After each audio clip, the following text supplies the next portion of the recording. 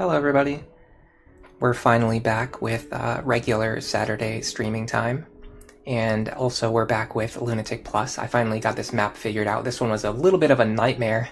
I did get a little bit sidetracked doing Lunatic with no Frederick, I will admit that, but even still, this map took a little bit of work to figure out, and I actually think that the last stream that I did, the stream without Frederick, helped me solve this map in a way that's going to help us a lot on Lunatic Plus.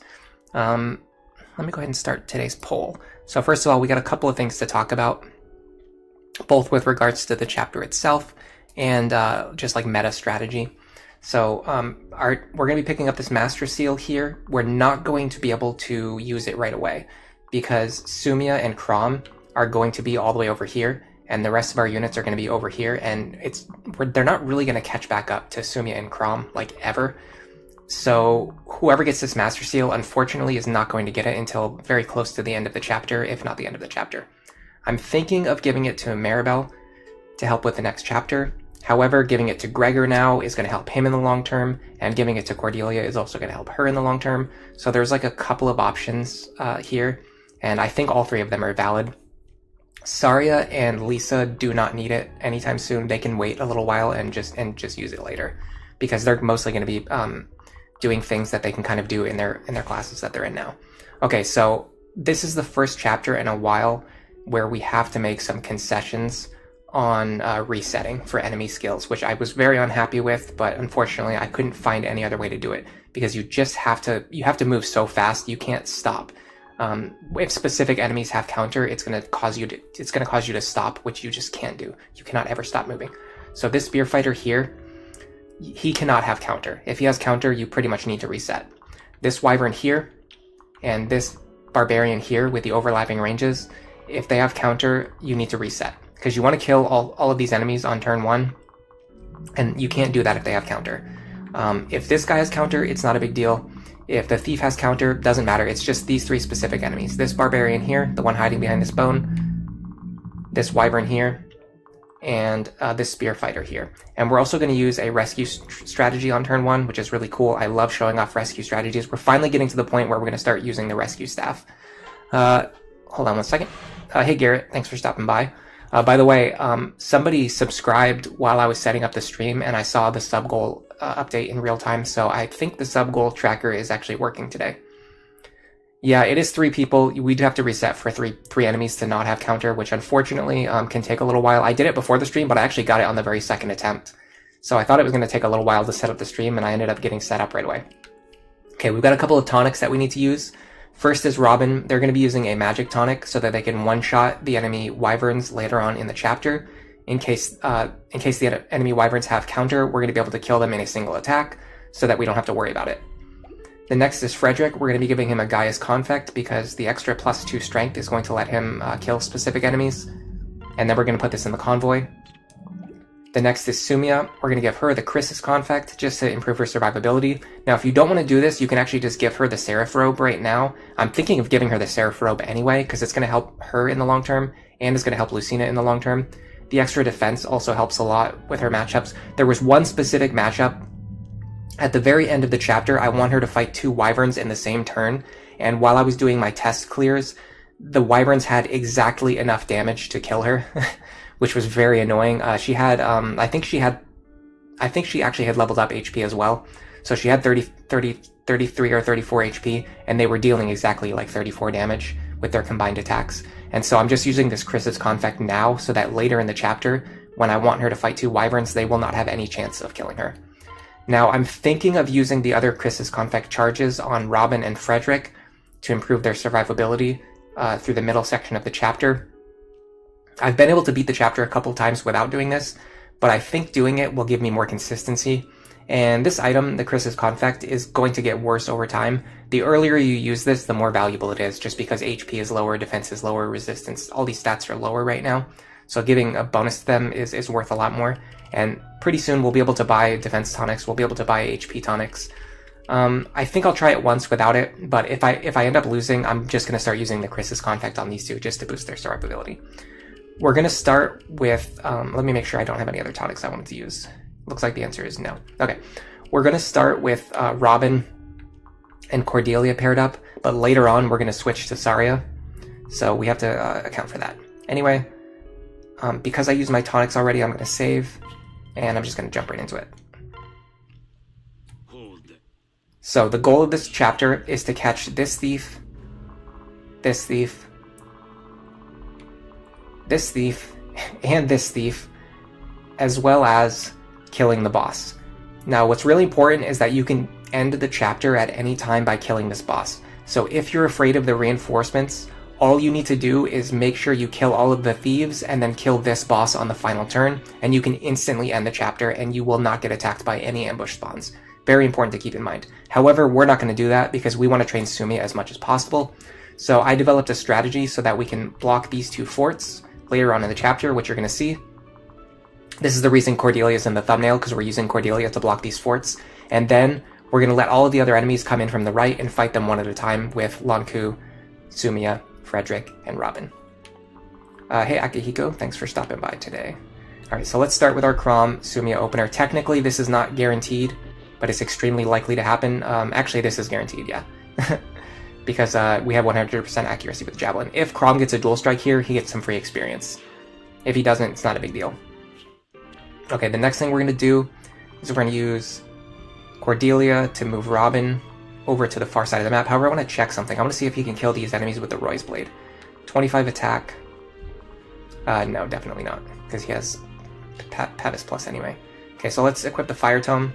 I was able to kill them with the Fire Tome, so I'm not going to waste Elwind charges yet. So this tile right here, I discovered this during my last stream, has overlapping range between this Barbarian and this Wyvern. This lets you kill these two enemies on turn 1, which is really important because if you don't kill this Wyvern on turn 1, he ends up crowding this whole area, and the rest of your enemies have, the rest of your units have no safe place to stand.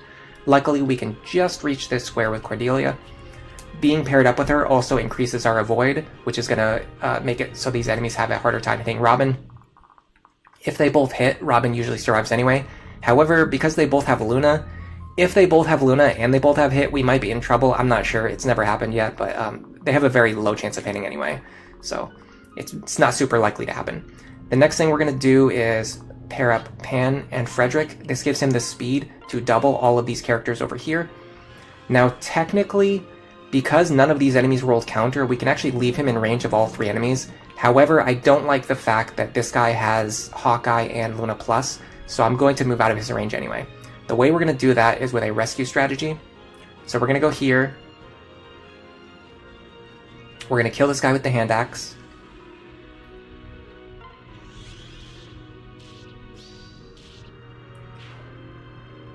Then we're going to check this guy's range.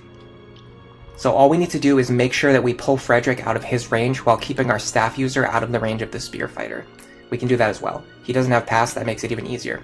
Now the tricky part is the fact that rescue wants to move Frederick into like every spot that I don't want him to stand. So what we need to do is we need to block the squares around where Maribel is going to be standing at the end of the turn. So we want to move Frederick either down 1 or 2 spaces. In order to do that, we want to block either this square, and this square, or we can block just this square and this square.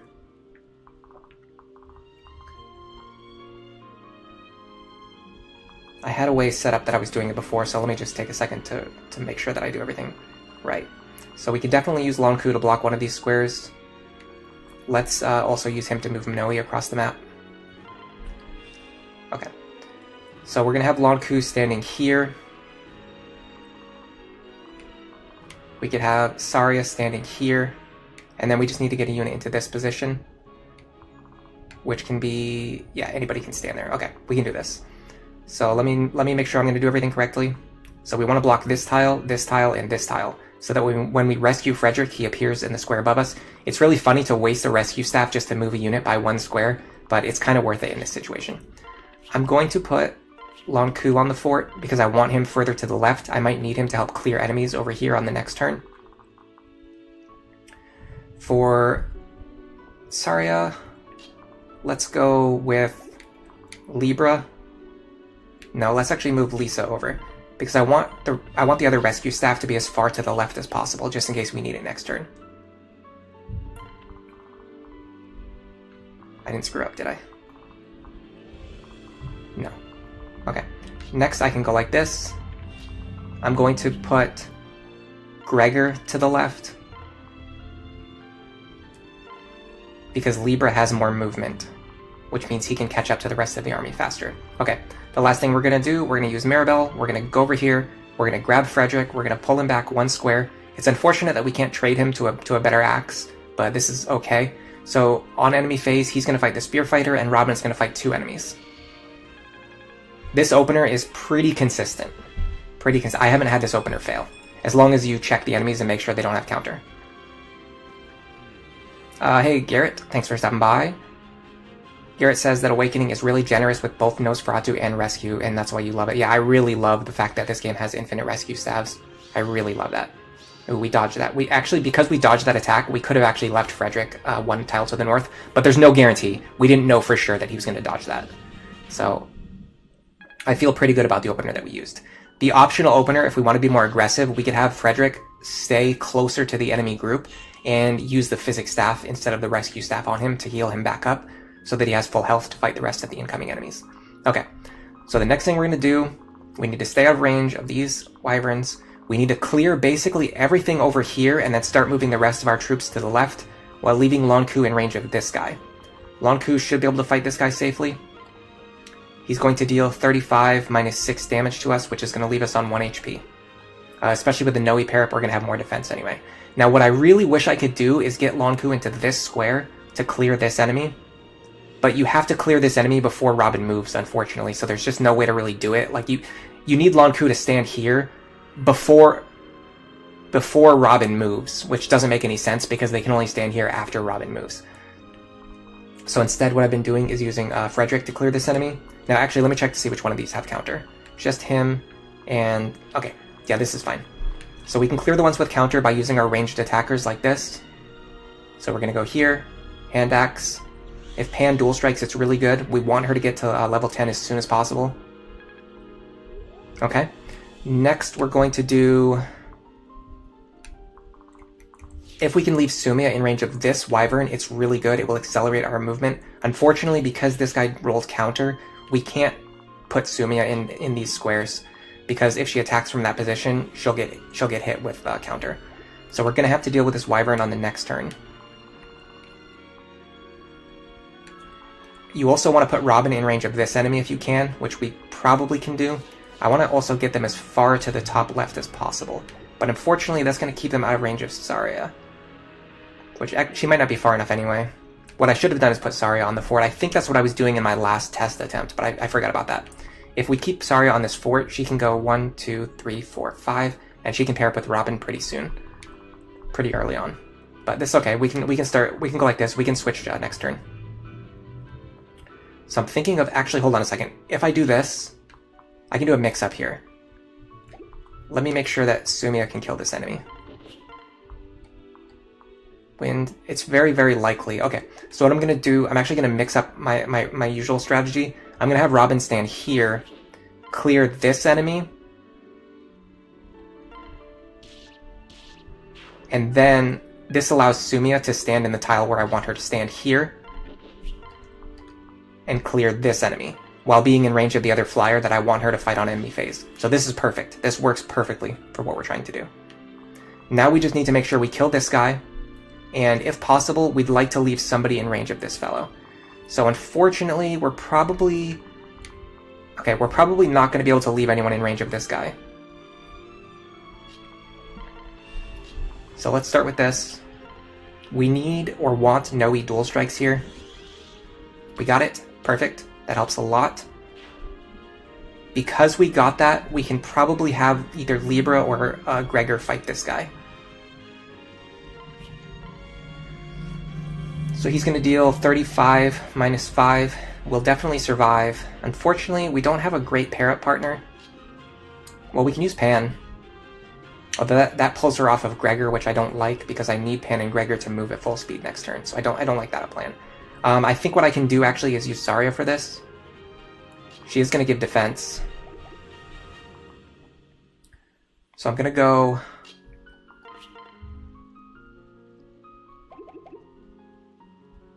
here. I'm going to keep the glass sword equipped. I'm just going to use a basic Wind Tome. This is going to allow us to get a little bit of use out of Gregor. I'm going to roll over here. Is there any way for Libra to get this heal? You do it with a Physic Staff. It's kind of a waste of a Physic, though. Alright, we'll just have Lisa do it. Because she's going to be in Cleric for a while. And she has Heal Touch, too, so we can do it with just a basic Heal Staff. Okay, next we're going to go like this. Can we actually get him out of enemy range? We can. Alright, let's do it this way, then. Okay, this should be fine. So Gregor is going to fight the Barbarian to the right. Sumia is going to fight the Wyvern to the left. Hey Cartina, thank you for stopping by. Oh my god, 83% dual strike. Oh yeah, Archer Crom with Sumia dual striking is just epic. Like you're guaranteed to get dual strikes every single turn with this setup. It's very important to understand that about why Sumia is like much better than her combat stats would make you think. Because she can hit enemies like way more damage just by having Crom dual strike for her. Alright, the next thing we want to do is fight these two flyers on enemy phase if possible. This one flew into a really wonky position. This guy has a short axe, so it doesn't matter that he has counter. Okay, if we put Robin here, he'll be able to fight this enemy, and this enemy. But we have to make sure that we one-shot this guy, because he has counter. So we're going to use Saria for that. In order to do that, we need to have someone standing here. Actually, that's still not going to work. We might be in trouble. We have to get Cordelia off of Robin while keeping that person out of range of this Wyvern, which doesn't work. There's definitely still a way to do this, but I had to think about it.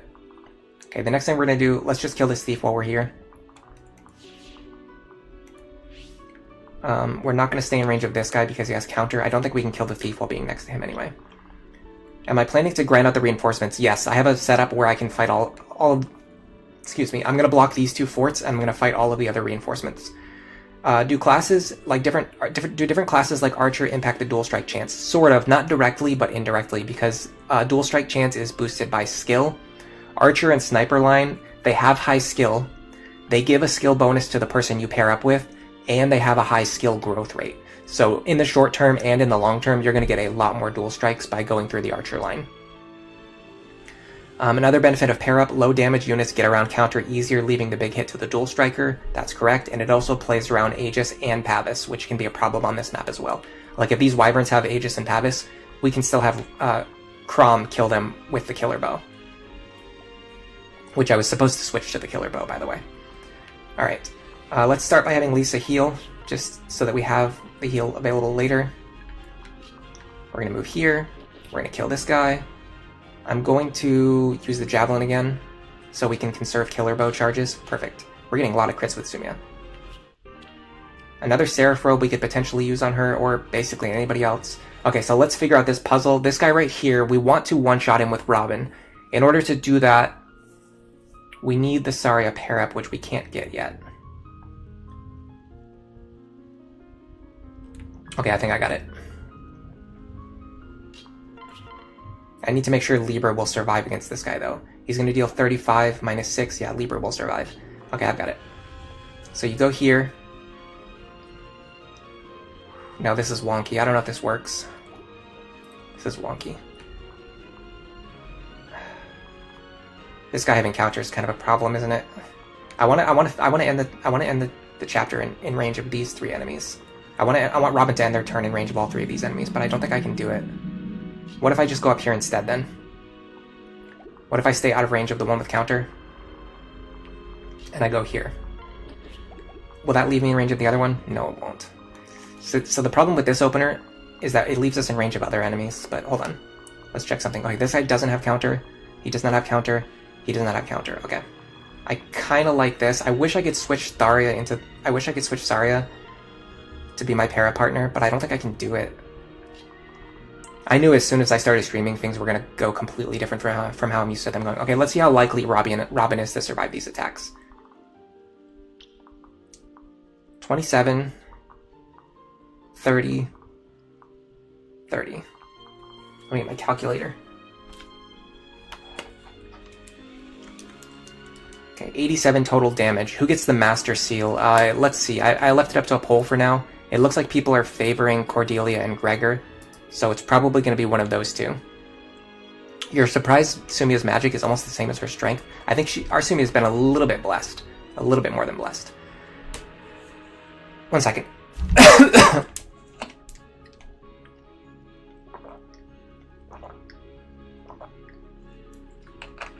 Hey, Puchivert. Thanks for stopping by.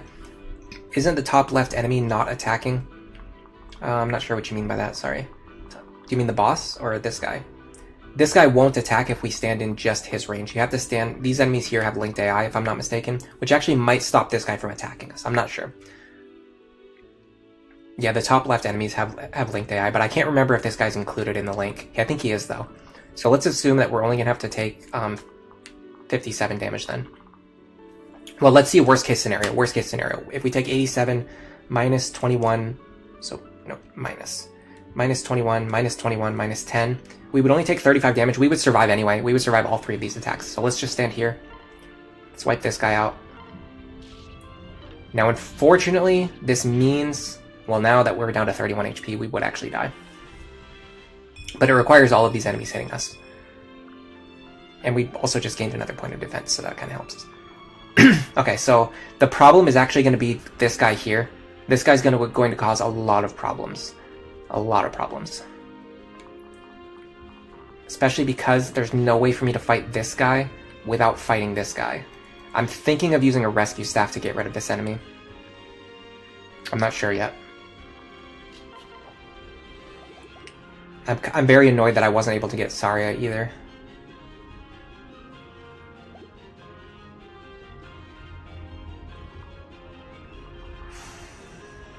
Okay, let's see, what range do these guys have? Okay, I can't stay in range of these enemies. I need Frederick to start moving north as far as possible too, which is a problem, because once I move him up there, he's going to be in range of these enemies. So he'd have to just unequip his weapons and pull them over. How much damage are they going to do to him? 35 plus 37 is 72 minus 20 minus 10. They're going to deal 42 damage, so Frederick will die. I wish I used the Gaia's Confect on him. I should use that Gaia's Confect on him. This guy's a huge issue in my life right now. Everything just got completely thrown off. Like, everything that I've planned out just completely got thrown out. I think it's because I grabbed Saria. I shouldn't have done that. I should have left her unpaired. So that I could transfer her to Robin later. I'm very tempted to have Frederick go right here. None of these guys have counter. A lot of them do have Luna, though. So Frederick would be in danger. He'd have to dodge a lot of attacks.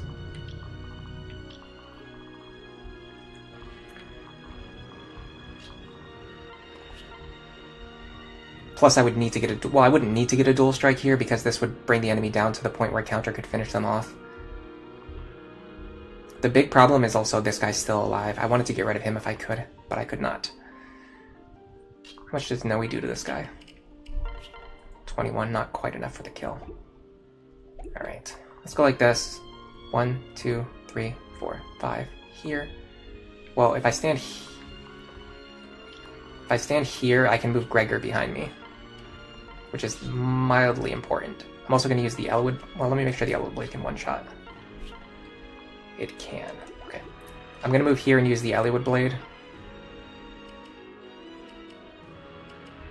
Actually, I'm just going to use the Killing Edge. Yeah, I think the Killing Edge is better here. I can now move Gregor behind me and drop Saria for next turn. The problem is I really need Frederick to be up here, but I can't get him up there. I'm struggling. I gotta be honest, I'm struggling with this one. We can heal Gregor up for next turn. This is fine. Libra. What's his rescue range? 8?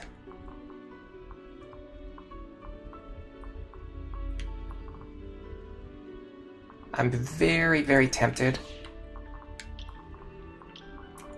to go for a Hail Mary here. I can use the Volant Axe to guarantee the kill here. Then I can have Libra pull Frederick over here, where I need him to be next turn. And it will also get rid of this guy who has counter. Let's try this.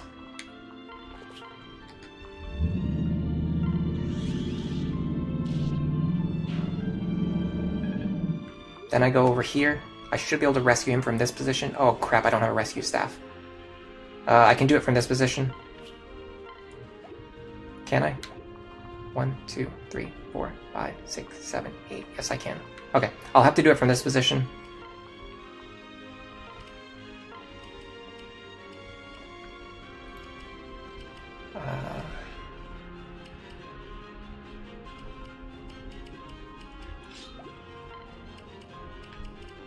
I can just grab him and pull him back out. Now this enemy is going to go for either Lonku or Libra. Either one's fine. Libra's fine. He survives. He kills. You can use the rescue staff to get rid of enemies with counter. That was really bad, by the way. That was like the one attack that we absolutely needed to dodge. And it was, of course, the one attack that hit us. Okay, we're in a pretty bad position now, because these thieves are definitely going to get away next turn. We got slowed down so much by that one enemy with counter. Can Frederick reach this guy at least? He can. I'm going to use another Volant Axe here. We actually don't even kill this guy. Unless we get a dual strike or a crit. We didn't get anything. This is nasty. I can have Lonku start going north. Yeah, this is actually good. I can have Lonku go here. I'm going to use the Eliwood. Yeah, I'm going to use the Eliwood. I'm going to use the Killing Edge. Okay, now the problem is Robin's health is really low and we need them to take out a thief like right now. Yeah, this guy didn't... Okay, what was this guy's chance to hit us? 62. Okay, he had a pretty good chance to hit us, unfortunately.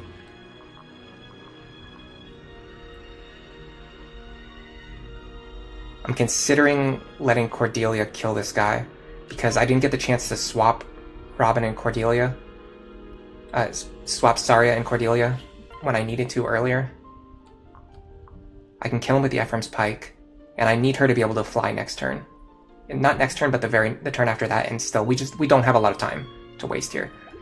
Can she survive against this guy? 30.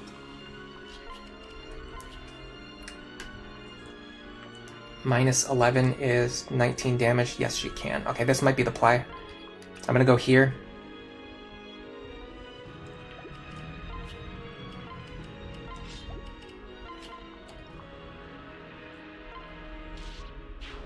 I'm so far off base from what my planned clear was.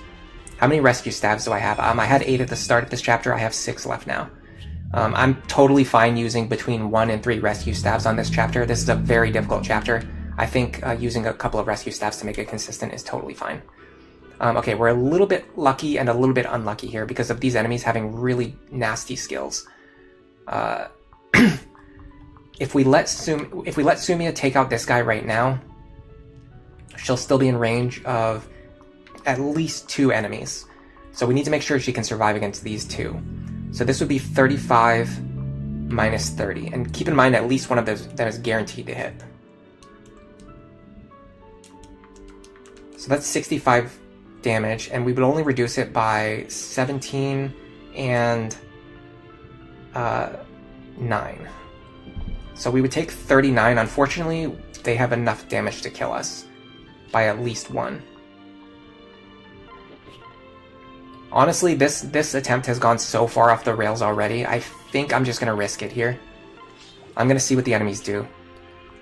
Because if we drop this attempt, if I don't do this now, like, this attempt is already doomed. Because the thieves are going to escape next turn anyway.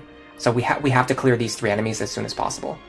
So let's just go for a risky Sumia Cordelia opener here. These guys are going to attack Lonku, which I'm completely fine with. I'm going to put Libra here, let him get the shiny spot.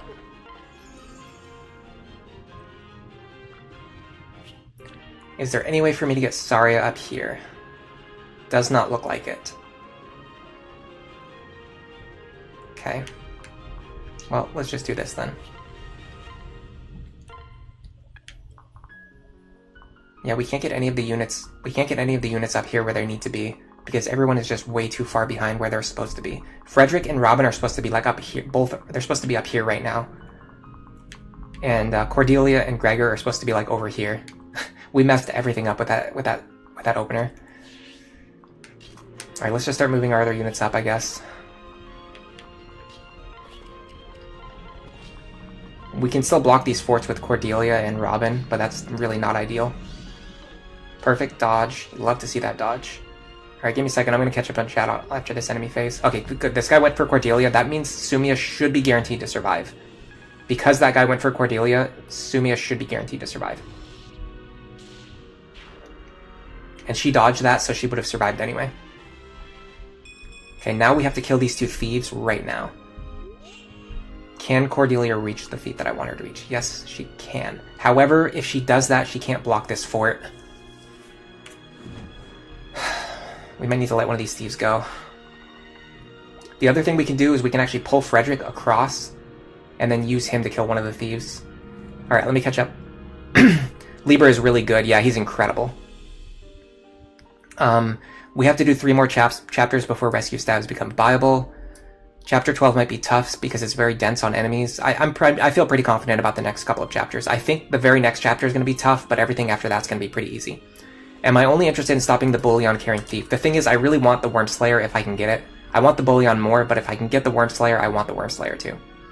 Tricky doesn't really value the Worm Slayer because Lonku already has bows. It's still useful to have, though. It's better to have it than not have it. Okay, so the problem is... yeah, this is turn 5. Turn 5, there's going to be a guy with a steel axe here and a short axe here, and they can fly over this entire range. They will kill our enemies if we let them spawn.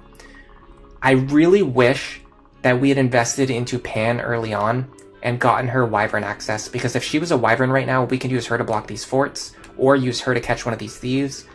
Just having 3 flyers on this map is so useful. Only having 2 really restricts what we're doing. Is there any way for Saria to kill one of these thieves? I highly doubt it. I highly doubt it. Her strongest attack would be 18, no way. She would only deal 17 damage. Okay. So I'm very strongly considering using our 3rd rescue staff here to pull Frederick across here and then have him run up and kill this thief. Because I do want the Worm Slayer. At worst, we're going to sell it.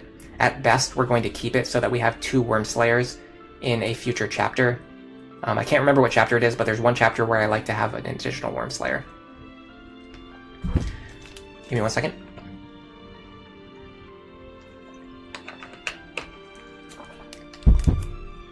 Yeah, I know you can block. I know I can block them with 1 flyer, but the problem is I would need a 3rd flyer to. Here's the problem: if Cordelia kills this thief, and Sumia kills this thief, I no longer have any flyers to block the forts. That's the issue. If Pan was a flyer, we could have her fly up here and block this fort, but we can't do that. If we have Cordelia block this fort, then we don't have an enemy who can reach and kill this thief over here.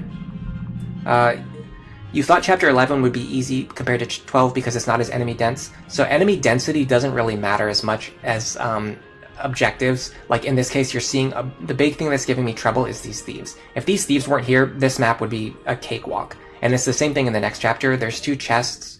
There's multiple enemy thieves. There's ambush spawns. Like, those are way more difficult than having a dense group of enemies. A dense group of enemies I can deal with all day long. Having to deal with a dense group of enemies while trying to catch a thief, while trying to deal with ambush spawns, that's what makes it really tricky. With our current units, the Worm Slayer would be good for Gregor, yeah, for sure. And yeah, Frederick's been using the Volant Axe pretty liberally on this chapter. Alright. If we have Lonku kill this guy right now, which unfortunately he's not guaranteed to do, what about Killing Axe? Killing Edge, I mean. If we use the Killing Edge on this guy, we're pretty unlikely to take any damage, and then we'll definitely survive a round of combat against this guy. Let's go for it. Nice. Alright, so this means all we need to do is just keep everyone else out of range of this guy, and Lonku will kill him on enemy phase. So the next thing we want to do is pull Frederick across here. We're going to have to do this. There's no other way to kill the thief, unfortunately. I need a magic pair up.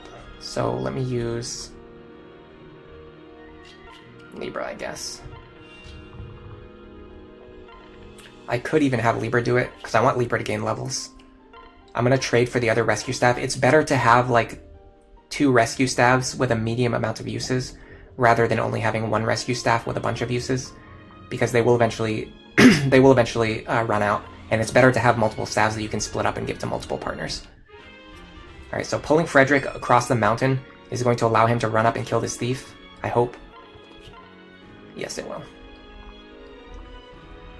He even doubles with the Pan Parap, which is crazy.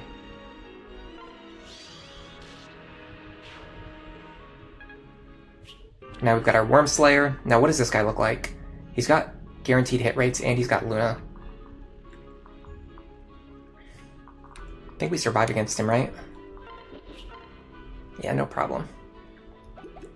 So what we're going to do is...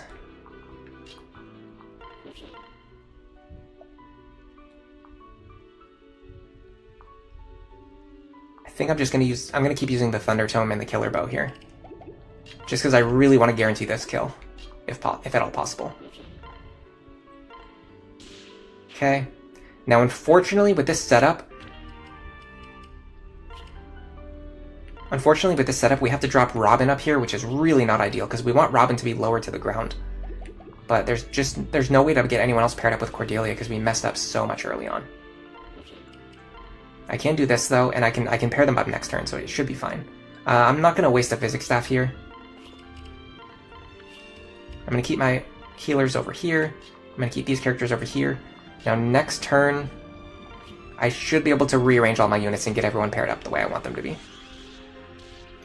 The issue is that Robin is still going to be way far to the left from where I actually want them to be. That's fine. Even better, you love crits. There's only 1 thief in Chapter 11, is there? Maybe, but he's going... There's 2 chests, though. That's the thing. There's 2 chests, and I usually try to rush to get the thief before he gets the chest on the left side of the map. And then there's a bunch of ambush spawns coming, and then you have... what's his name? The boss who starts moving. There's just a lot of stuff to worry about. And then in the top left, there's enemies who spawn, and you actually want to let them spawn because they drop good items. There's just like a lot of things to keep in mind. Alright, so normally I would have Robin up here fighting these enemies, which is I can't do that anymore. I just can't. The good thing is there's not going to be any enemies spawning from this fort this turn, so I can use this turn to rearrange.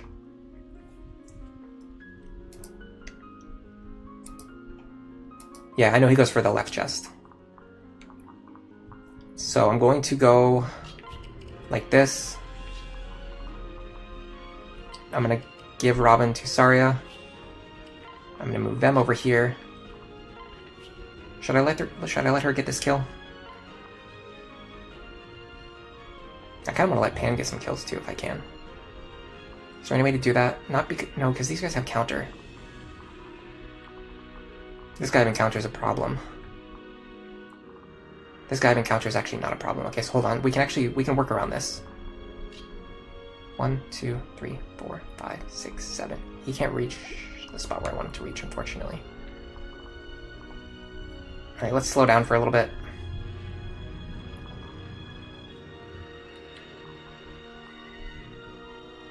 This is actually worth the Physics Staff.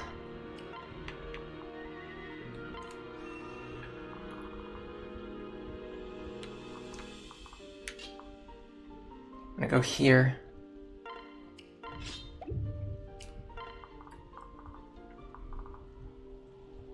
Frederick can go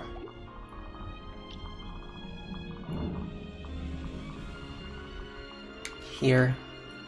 So he's not in range of the enemy with counter. Now we have to start moving these 2 up here as soon as possible. We can also heal them back up using Libra now. Perfect. And then... can Noe get this kill? That would actually be nice. Pretty likely.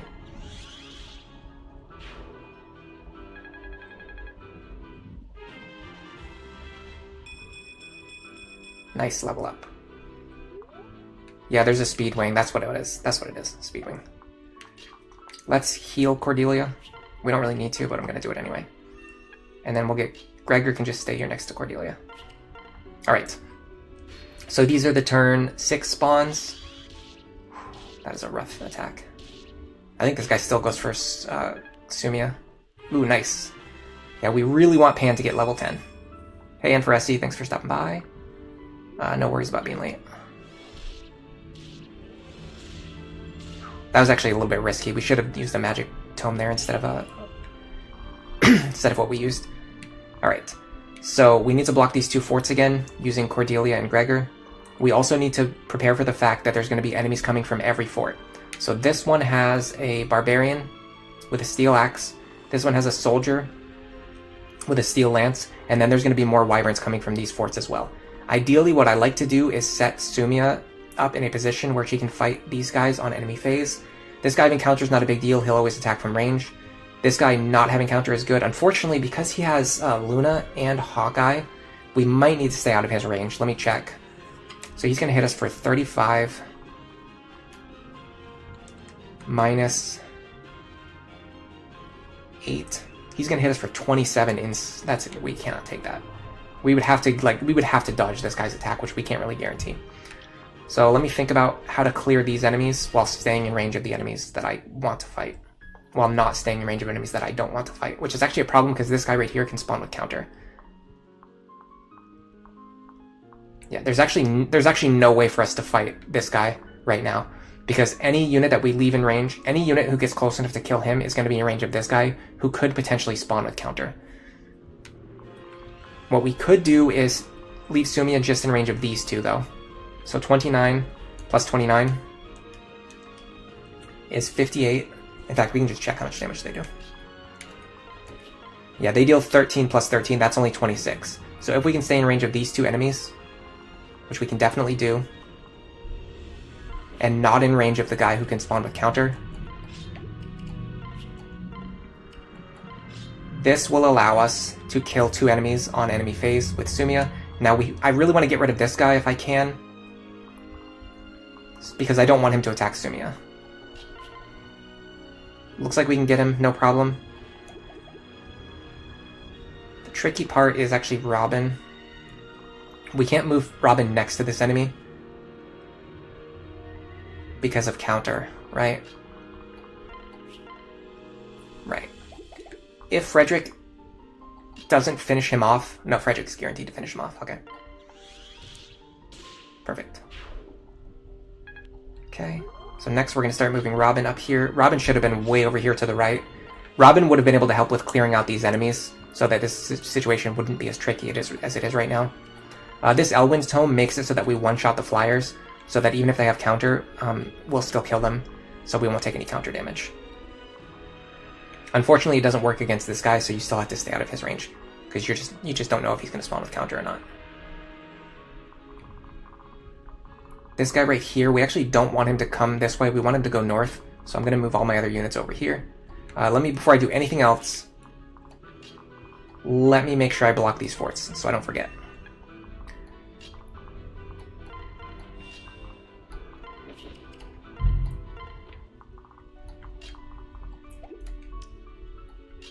And these units can just go over here, because we want to give as much of these kills to Sumiya as possible. We actually want Libra to get experience too. Because Libra's in a promoted class, we want him to start gaining experience so he gets to level 5 soon. Okay, this is what should happen. I believe these two enemies will both attack Sumiya and they'll both die. This one might attack Robin, in which case they will also die. You kept restarting this chapter when you first played it. Your tears just won't stop. Yeah, you should have seen how much we struggled with this one in the past. It took 3 weeks. It took 3 weeks for me to figure this chapter out. Am I going to use Lucina when I get her? Yes, for sure I'm going to use Lucina. I'm also thinking about possibly... Excuse me. I'm thinking of possibly using another Gen 2 unit. I haven't decided which one yet, though. You can usually use at least one Gen 2 unit as long as you're, like, very smart about it. Alright, let's see what happens. These are the last enemies. There won't be any more ambush spawns. This is fine. We need another dual strike here. Good. If we didn't get that, we could have still had someone else pick up the kill later, but this is good because it allows us to get more experience onto Sumiya. In my test runs, I usually got Sumiya to around level 6 or close to level 7. I never got her to level 7. So if I'm able to get level 7 here, that'll be huge. Okay, this guy we can survive. This guy we cannot survive again. He has counters, so we're going to stay out of his range. We can actually do that just by going right here. This should be fine. Yeah, we're in a really good position now. These two enemies don't really concern me right now. They will definitely be an issue next turn, but next turn is next turn. Right now is right now. Okay, let's see about potentially getting Pan this kill. He didn't spawn with counter either, so we could have just fought him on enemy phase. But once again, you never know that for sure, so you have to always be careful. Okay, if we can get him down to 15 HP. Problem is, if Robin hits them, Robin's going to kill them. If Zarya hits them, she's not going to deal enough to drop their HP.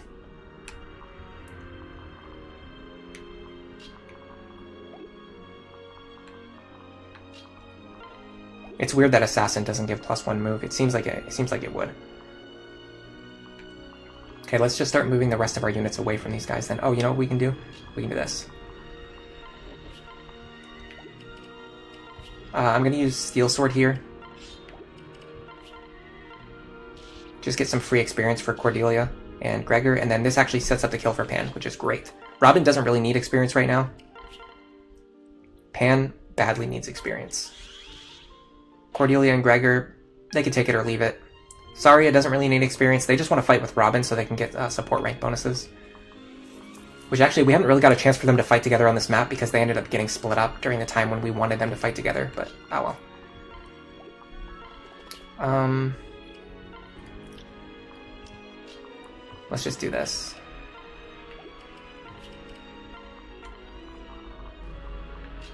I'm actually not sure what's going to happen because usually I don't have all these enemies left alive on this turn. Usually it's just like one final enemy. Should be fine. Perfect. Okay. So we are going to have to probably player face kill at least some of these guys just so they don't overwhelm us on the next turn. These guys both having counter is actually a huge issue. We need to get rid of them. This guy is a little bit of a problem. Not a huge problem, but a little bit. What we can do is actually... Alright, so let's do this. This will give Robin and Zarya a chance to fight together. So I'm going to go here. I'm going to one-shot this guy. Actually, I'm just going to use a Fire Tome. I don't need to one-shot him. Perfect. That actually gave her a chance to get some experience, too. Okay. Next, we're going to do...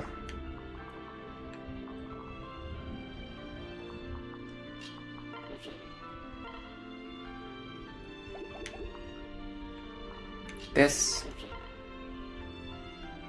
I can switch back to the... okay, we're already on the Iron Bow. We can use the Iron Bow for this because we don't really need to guarantee kills anymore. This is fine. Does this guy have pass or counter or anything? He does have pass, okay. So if we heal Sumia, we have to do it with physics. So let's check. 35 minus 18 is 17 damage. We actually survive anyway. We don't even need to use physics staff here. We could potentially give a combat to Gregor.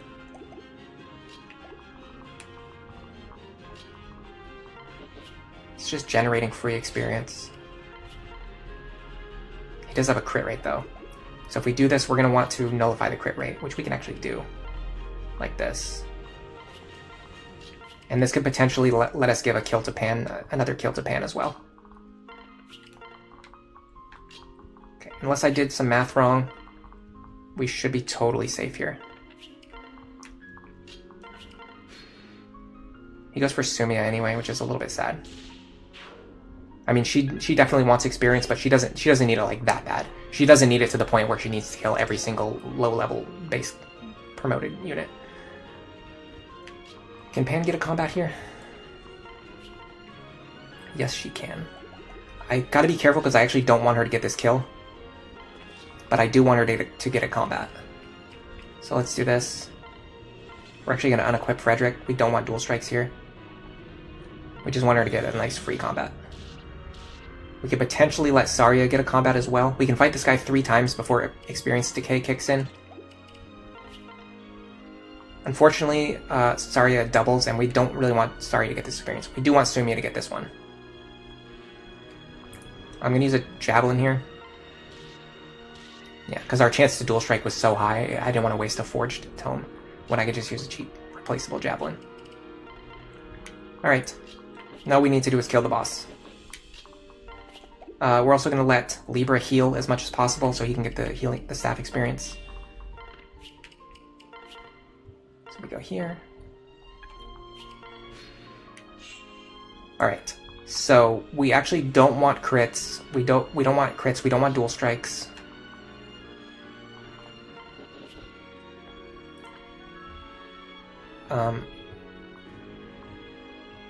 Let's use the javelin here. Oh, be very careful. Dual strikes are fine. Javelin is fine. Okay, this should be fine. We're gonna fight this guy one enemy phase. It's definitely very unlikely to kill him. I think there's like a small chance you kill this guy if you get like a bunch of crits and dual strikes. Perfect. So we're chipping this guy down. We can actually do that for one more turn. Just get some free experience on Asumia. We might be able to get her to level 7. While we're at it, let's do this. It looks like people want Cordelia to promote, so we're going to promote Cordelia right now.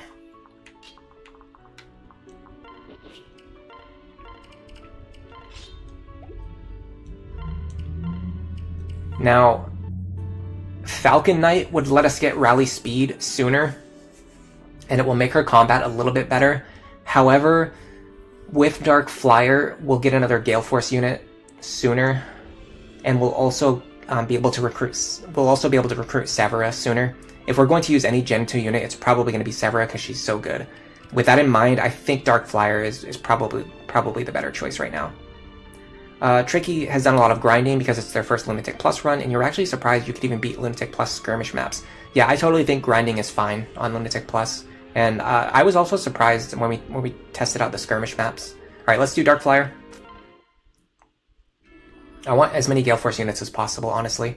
You've seen, so in this chapter, I kind of showed it off a couple times, this strategy where if there's a really problematic enemy, if there's a really difficult enemy, instead of resetting the map, instead of getting a game over, I can have someone run in, kill that enemy, and then use rescue to pull them back out. And that's a very important tactic that works really well on Lunatic Plus mode. The thing is, Gale Force is like a zero-cost tool that lets you do the same thing as much as you want. You can run in, kill the enemy, trigger Gale Force, and then run back out to safety. This is why Gale Force is so important on Lunatic Plus. Alright, so let's just do one more round of combat, same as we did last time. Chip him down. Okay. We're getting so many dual strikes, it's unbelievable. There's still no experience decay. So I'm thinking of going one more round. Potentially without killing.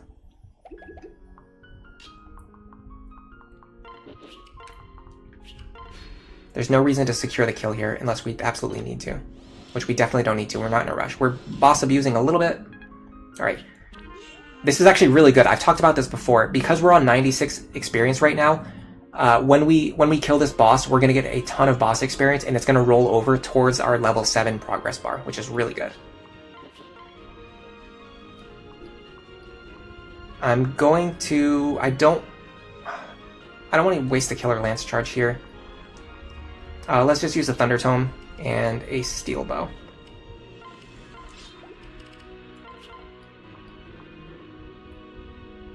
Yes. Alright, we got it. Yeah, we just got 35 experience towards our level 7 to level 8 progress because of the fact that we did experience rollover, and we gained experience as a level 6 character, but it was actually mostly as a level 7 character. So that was like a really optimal kill setup. Crom doesn't really need to promote right away either. He can just stay as an archer and just do what, you can see how much work he's doing right now as a base class archer. Doesn't really matter if he promotes or not. And that's chapter 10. That went extremely well. That was the first time that I've ever done a chapter in the first attempt, right after starting the stream. I had a feeling it might happen, but I didn't want to say it because if I said it out loud, it was going to jinx it. It looks like we actually got the luck that we needed to beat it on the first attempt. Because that happened, I'm thinking of just going in and taking a look at the next chapter right away. But let's do a little bit of prep while we're here. Hey Mike, thanks for stopping by. It's a me, Mike. Him having Aegis and Pavis helped so much with boss abusing. Alright, let's check our barracks. I haven't tested or done any plans or done any strategies for Chapter 11 yet. I mean, I've beaten it before on previous runs, but I haven't really thought about like how to do it on this run yet.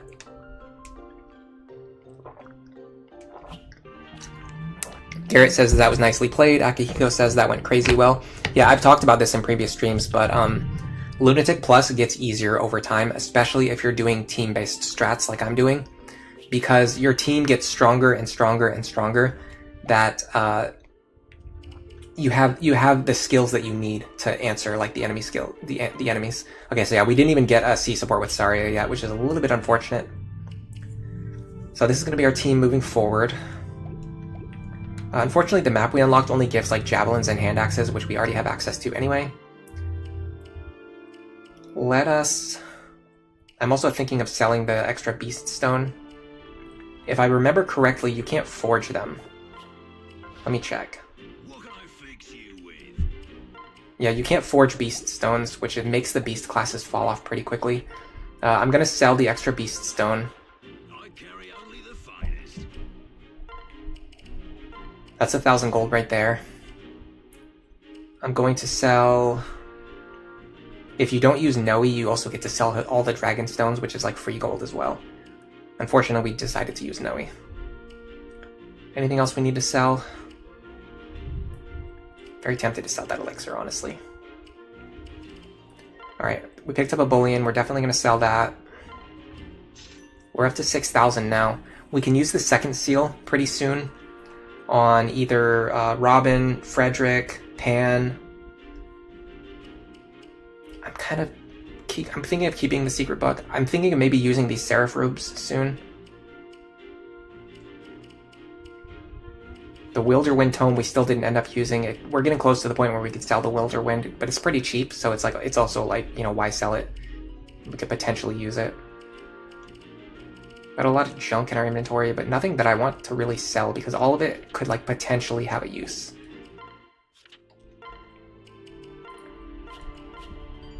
Tiki is pretty good now that you found out how their AI works in her Paralogue.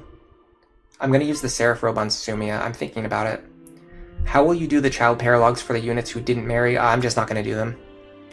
Aether says that this ended up being way more clean than he thought it was going to end up, or that he would have bet. Yeah, me too, actually. I was expecting this to go really badly.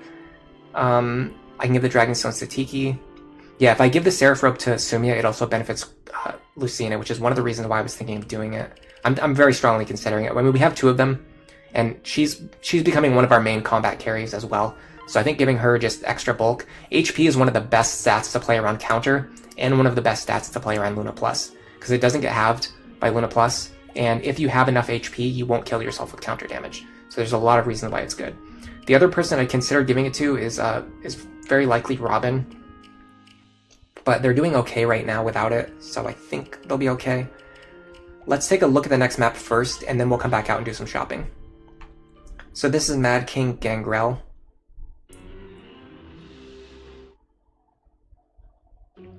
So over here, later in the chapter, there's going to be enemies who spawn reinforcements. One of them is going to have a speed wing. They're also going to give us a lot of experience.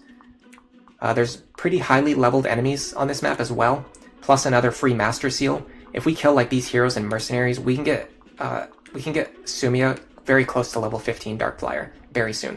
We can give this extra Master Seal to the likes of Maribel or maybe Gregor as well. The difficult thing is you're getting overwhelmed by a lot of enemies on this map. Gangrel getting counters not a big deal. You usually fight him at 2 range anyway. He's also going to drop us another Levin Sword, which is going to be nice. Ideally, I actually like to bait out Gangrel and kill him before he would normally start moving, because this desyncs him with the ambush spawns. This is the one thief that Tricky was talking about. He actually ignores this chest, and he will eventually go for this chest. The problem is, when you kill all of the enemies, the map instantly ends, and it can be very easy to get into a situation where you need to kill all the enemies and end the map, and then you don't get a chance to grab this chest. The other problem too is that you have to bring like a secondary, like crappy lock touch unit with you. I'm thinking, you know what, okay, so let's look at these enemies, and their levels are, enemies are level 14 and level 1 promoted. Let's go look at the Paralogue and see if we can get more experience from recruiting Anna, as well as an additional lock touch unit. So this is the map where you get Anna.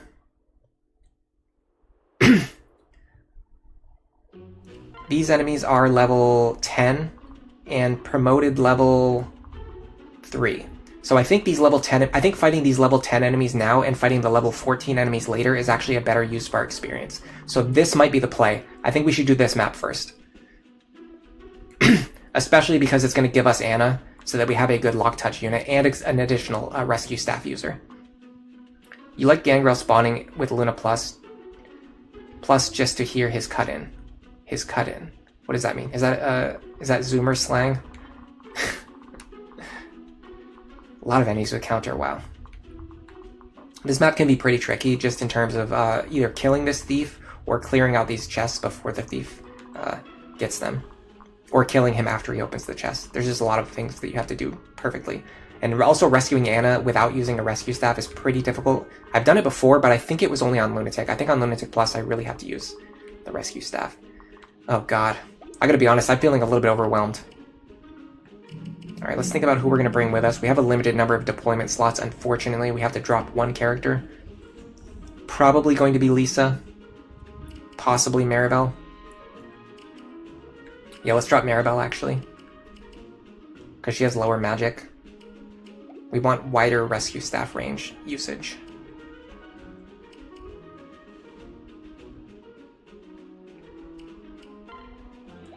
Where's Lisa? I'm gonna grab her, I'm gonna give her the physics staff over here. And I'm also gonna trade her the rescue staff with more uses, I think. Because there are mages on this map, I'm also gonna bring the ward staff with me. You can usually sell the ward staff for money, but it's also kind of valuable to just use it to boost your resistance. Alright. We're going to want a new iron bow for Crom. He's also getting very close to the point where he could use a silver bow, but we don't have one, unfortunately.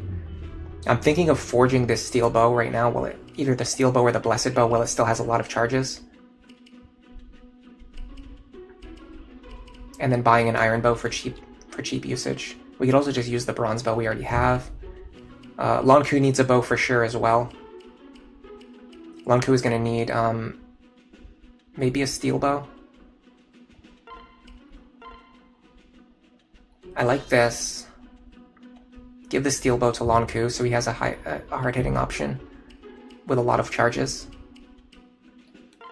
We're going to grab our bronze bow for spamming, and then we also, I kind of feel like, you know, we can just jump. We can either use the bronze bow or the killer bow here. So unless we get into a situation where we're like missing kill shots by 1 damage, I think this should be fine. I don't think we need an iron bow. We probably want to buy and restock a fire tome for Robin. Or we can just get them a cheaper wind tome to spam. Frederick, we want to restock hand axes. Also be very careful with the volant axes so they don't accidentally get auto-combined. Sumia definitely needs more thunder tomes. More javelins. We can restock that without going to the shop. We're not going to need this wind tome right now, so I'm going to put it in the storage. I'm going to put the thunder tome in the storage. Lonku, oh, he can't use the steel bow yet. Oh, that's unfortunate. Okay, well, let's get him an iron bow then.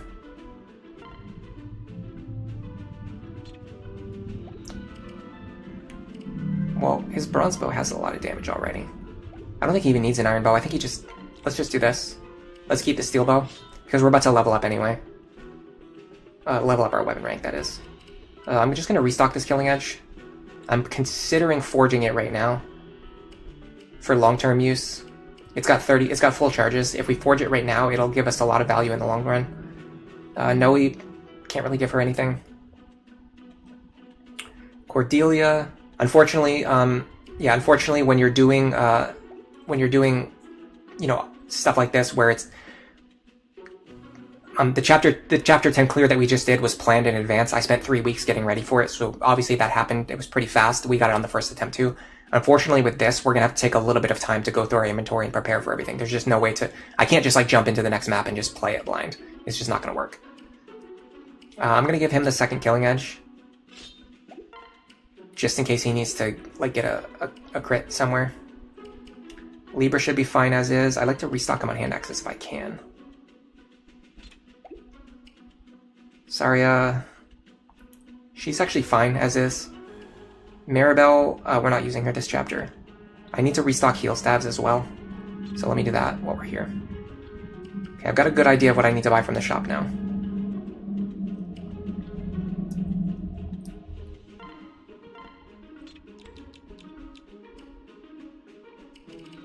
I want to make sure that I have a hard-hitting tome as well, though.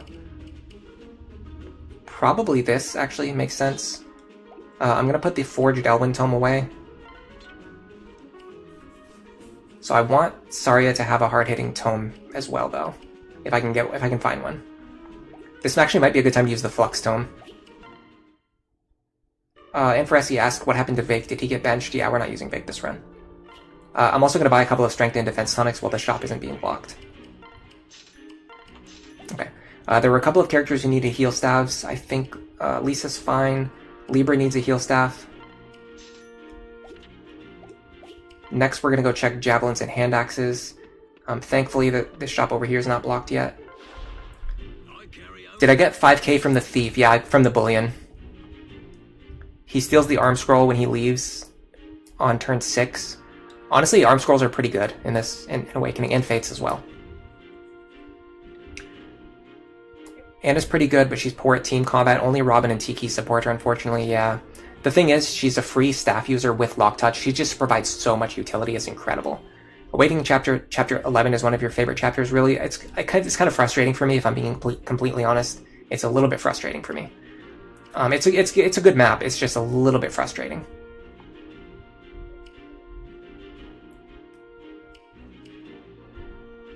What was I needing? Looking, hand axes. Hand axe here, and a hand axe for Libra as well. Then I need...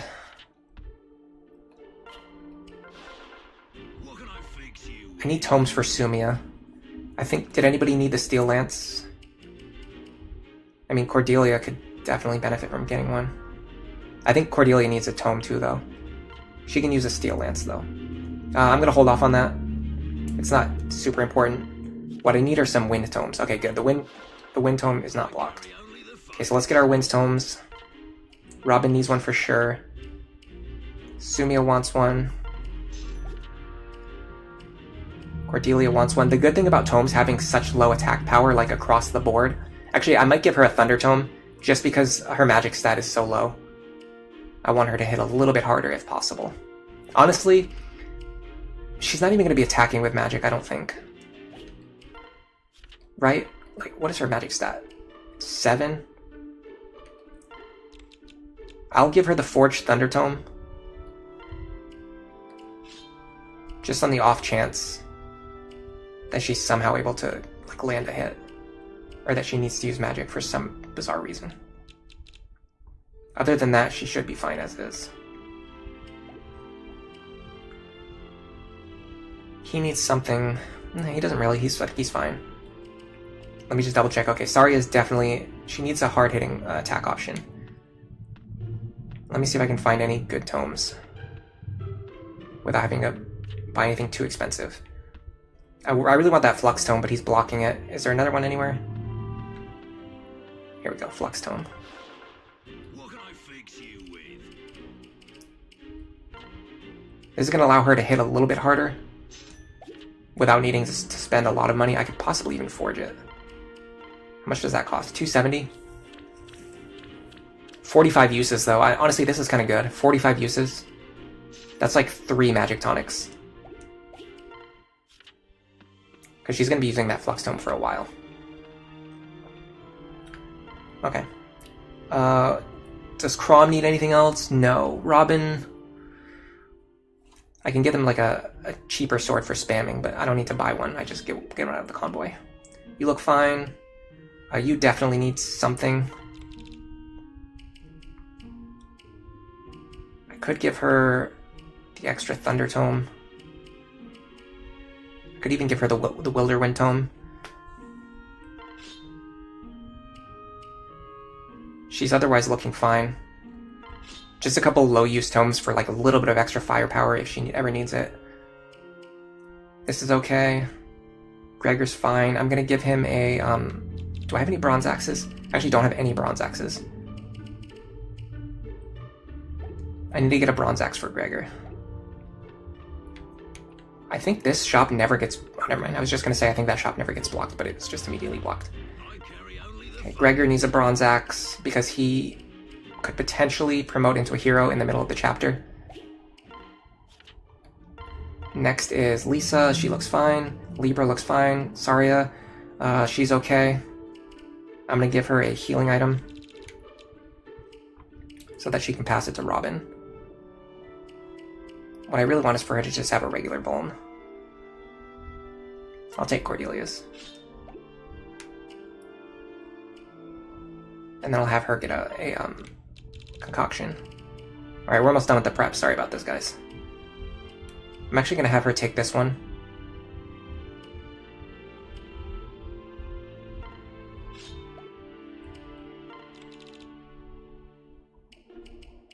It's going to allow me to bring a mend staff in.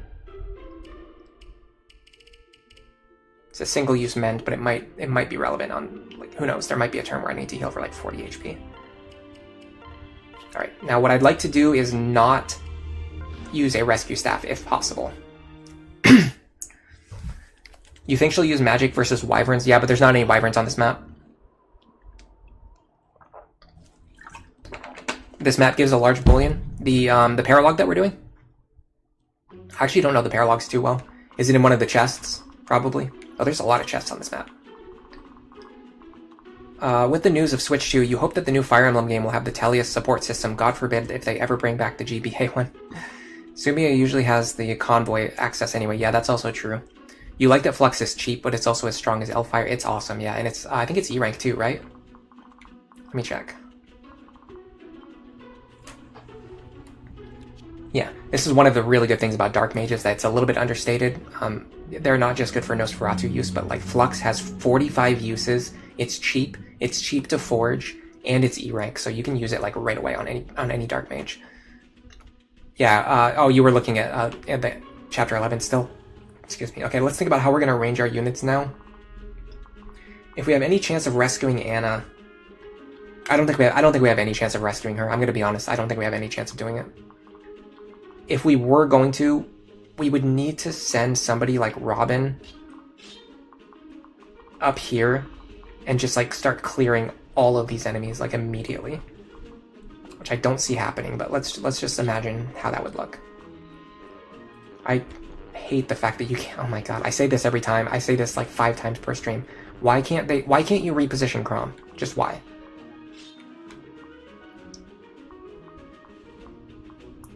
Okay, theoretically, we could have Frederick reach this guy.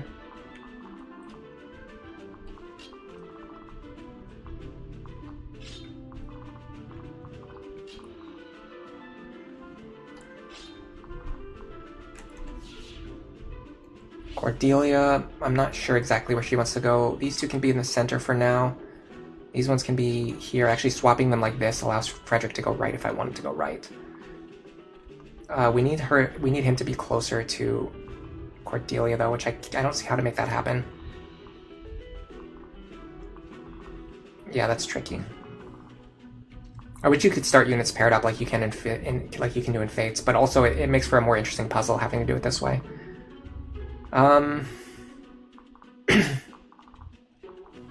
Let's see. There's definitely a way to do this. So what if I do this?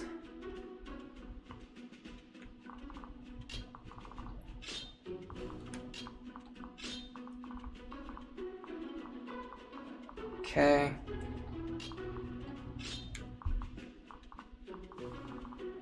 Right. Without looking too much into things, let's just do one blind attempt and see how the map feels. This is how I usually start. Tricky asks if I don't use the rescue staff. I try not to if I don't have to, but I mean, it's very likely we're gonna have to use the rescue staff. I'm just testing things out. The way I normally do things is I do all my prep, I get all my units equipped, I think about like possibly good starting positions, and then I do like one test attempt to see how everything feels. And most likely it's going to feel pretty crappy. We're most likely going to get destroyed. So in theory, we could fight these guys on enemy phase with Robin. So let's start with that. So we would go here. Kill this guy with the wind tome. Unfortunately, that didn't work at all. He's most likely going to run over here and hit Anna now. If this guy didn't have Aegis Plus, and if we got a dual strike, and if we had the C support with Zarya that we're supposed to have, that could have potentially gone a little bit better. Unfortunately, these guys in the middle also cause a lot of problems. So I'm thinking about the fact that we also need to get rid of these guys.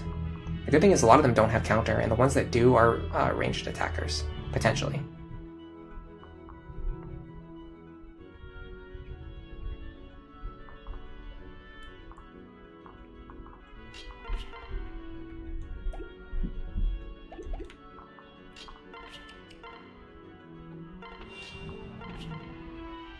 Noe not giving any speed is pretty rough, I'll be honest. That's one of the things I'm starting to regret about the Noe pair-up that we chose to go with.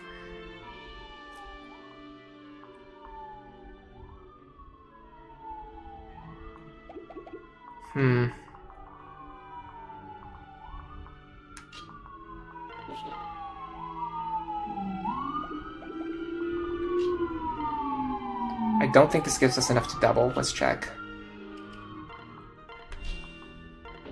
Not enough to double. Yeah, see, the Thunder Tome does so much worse damage. It's better to just go with the Javelin.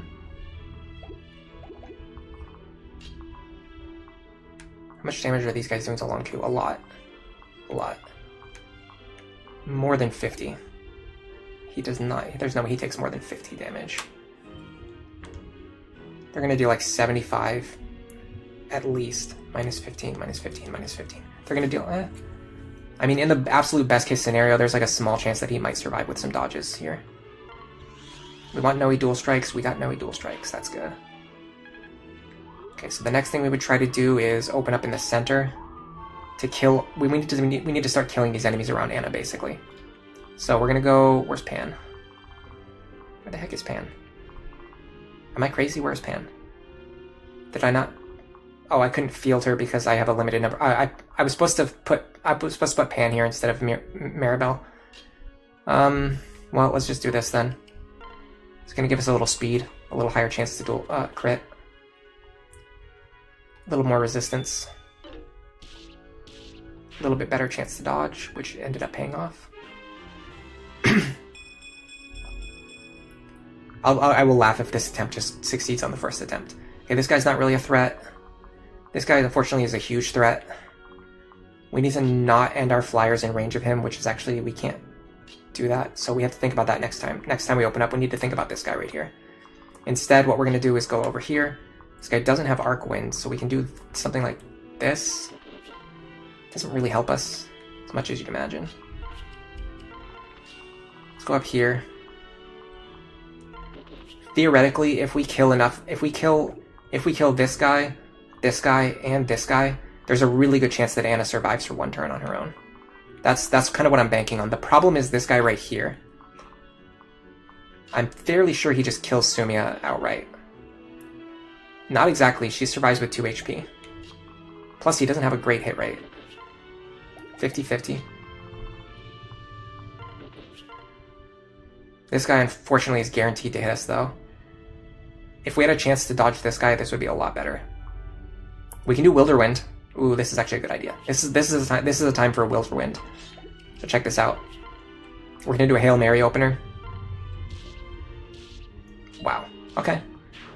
We didn't get the crit. We didn't get the crit on the dual strike, but we did actually get a dual guard.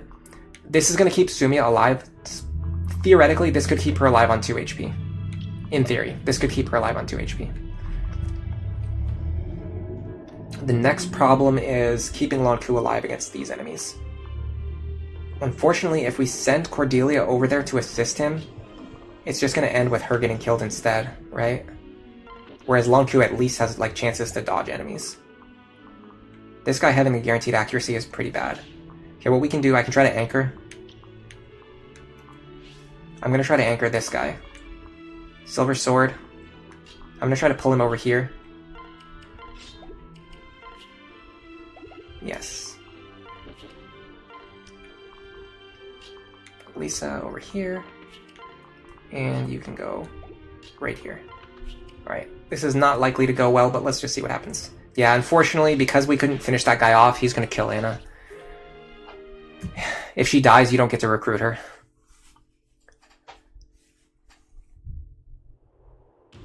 50-50. Yeah, I deployed Pan instead of Maribel. Let's try again. Yeah, so many enemies start so close to my team. You would use rescue even on regular Lunatic. I think I've done this before without using rescue, so I just want to see. All right, so let's do this. Let's use the units that we actually intended to use.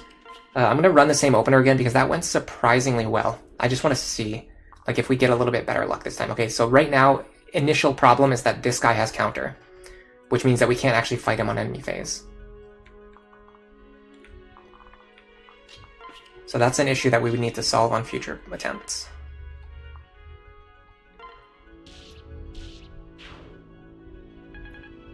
One way to solve that would be with Lonku and Noe. We could do this.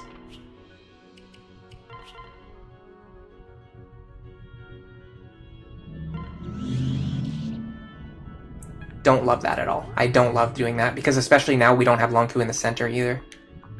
Yeah, I don't know. I don't think that's the way to go. We have to get rid of this guy. This guy having counter as well is going to cause problems for us. Yeah, I'm seeing a lot of reasons why this opener doesn't work as well as we want it to. Because these guys can actually roll counter. They didn't last time, but they actually can. And as it turns out, if they roll counter, it's a huge problem. All right, let's try again. Let's think of a better opener. This is one of the maps that I haven't really solved, to be honest. I would probably do a lot better if I took like a week or two to solve this map and then do another stream. But today's stream ended up going so fast that I just kind of want to do a little bit of bonus content. So we might not even beat this today, but we're going to at least experiment with it. Thanks to the sub, by the way. I didn't see your name. I might be able to check. Hold on. Yes, Eric Chigusa, thank you for subscribing. I really need some water. I will be right back. I'm going to refill my water. If anyone has good ideas of like what to do with these units for a better opener, feel free to leave them in the chat. I will absolutely read those when I get back, because I'm definitely struggling to come up with an idea. Oh, hey Eric, you just met me from the pairing video. You hope I release the kids pairing video soon. Even the paralogue with, every paralogue with Anna in it, Ellery becomes more stressed. Alright, I'll be right back.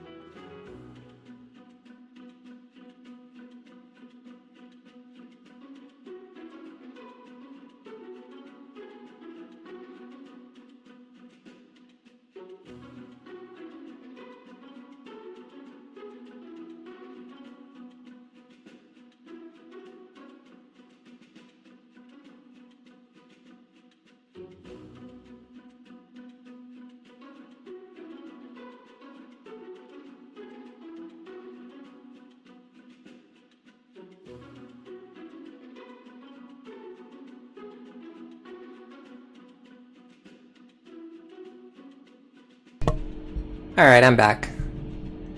Oh, I just got the water curse. I've talked about this before. This happens. If you ever get up, like, go AFK for like a minute on stream, you immediately lose like 5 viewers. It just happens. I don't know why.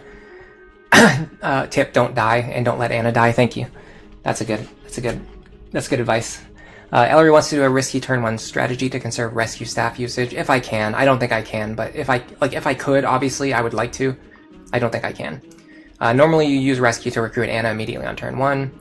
One use of rescue isn't really worth all of this hassle. Besides, when will another rescue staff drop? Yeah, I mean, we're going to be able to buy more rescue staffs in a couple of chapters anyway. But we are running a little bit low because on the previous chapter, I really only like to use 1 or 2 rescues. I'm willing to use 3 if I have to, and we did end up using 3, which means we're kind of like 1 rescue staff behind where I like to be. And only having 5 charges is not a lot, especially because now we're only going to have 4 going to the next chapter. But let's see what a rescue opener would look like in that case. It seems like that's what people want to see. They don't want to see me being my usual greedy self trying to save like 1 item charge. So first of all, I want to give the one with higher range to Libra. So to do the rescue opener, what I like to do is focus on killing these 3 enemies, and then I can rescue Anna over this wall and recruit her. So to make that opener a little bit more consistent, what we need to do is put Libra over here. And we want all of our best units kind of condensed toward the center rather than on the left-hand side. So we're going to do it like this. I'm considering still having Robin go left if we can, but we'll see how this looks. We also haven't used any forges or any tonics yet, so we've got a lot of freedom here. Alright, so let's think about this guy first. Him having counter means we're going to want to fight him at range. He's got a lot of speed. Frederick cannot double him. Sumia can, but then Crom wouldn't be able to recruit Anna. I always get this Paralogue confused with the other Anna one, by the way. The one where she like disappears and reappears on staircases all over the map, and there's like high-level berserkers chasing her. Whenever I get ready to go into this map, I always think I'm about to do that one, and then I see this one and I remember, I'm like, oh yeah, it's this map. Lonku could probably... Oh, because Noe doesn't give him speed. I really wish Noe gave him speed. That's definitely the big downside of this Noe-Lonku pairing, as I'm learning. Because if he had just a couple more points of speed, he could double this guy. We've really got nobody who can double this guy. Like, nobody can do it. Nobody can do it except for Sumia. And that's only with the Crom pair-up, but if she uses the Crom pair-up, then Crom won't be able to recruit Anna. Which, I mean, I could have him recruit her next turn, but that's not ideal, because then we have to worry about their positioning next turn. Alright, what if we do something like this? This is an idea. Okay, I've got it. Here.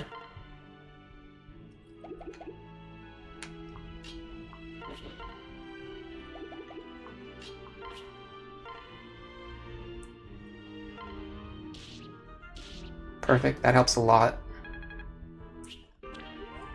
Now this does mean that Crom won't be able to recruit this turn, but I'm kind of fine with that. Now we need to body block him with a character capable of fighting at 2 range, which is going to be Frederick, hopefully, if Frederick's free. So next I would move Frederick up here.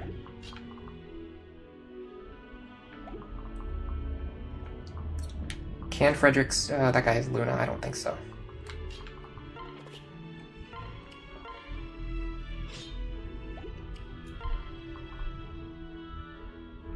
We're probably going to need Robin in the center. So let's see how that looks. Robin can probably get rid of this guy. This guy having counter is a huge issue. Oh, this guy has counter too. Okay, hold on. So we can do this.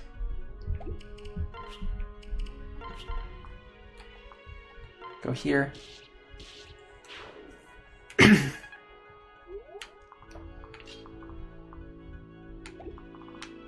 Gotta be careful to stay out of range of these archers. The mage isn't as big of a deal. The archers can't shoot into this position.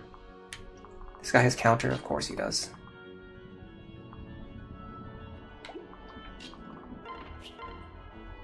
I can... Oh no, I can't one-shot him. That's 25, not 35. I can't one-shot him, but...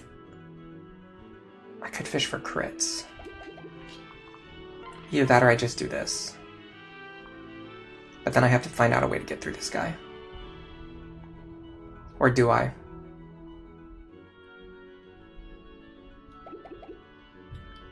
This guy's a problem. I think we wasted Frederick's action. That's fine, we're figuring things out, we're learning things. What does Sumia's combat look like against these two guys?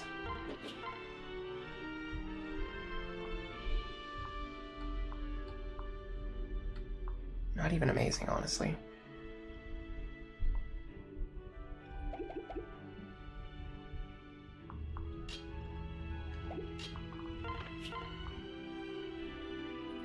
I'm pretty sure this is the play.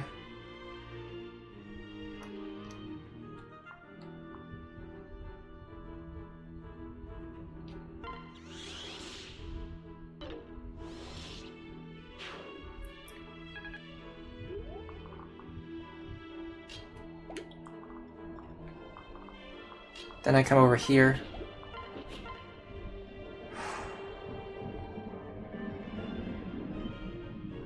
I mean, this is fine, right? The problem is he's going to attack Lan Ku. And Lan Ku's going to kill himself with counter damage. Maybe not, though. Not if I get his health low enough. Does he have pass? Of course he has pass. Why would I even doubt that for a moment? I'm gonna put Cordelia here. The javelin equipped. On the off chance that this does something. And then go here. Wilderwind crits wouldn't even be that strong. I think I just open with javelin here. Nice. That accomplished exactly what I wanted it to. Okay. Now, if I rescue from here,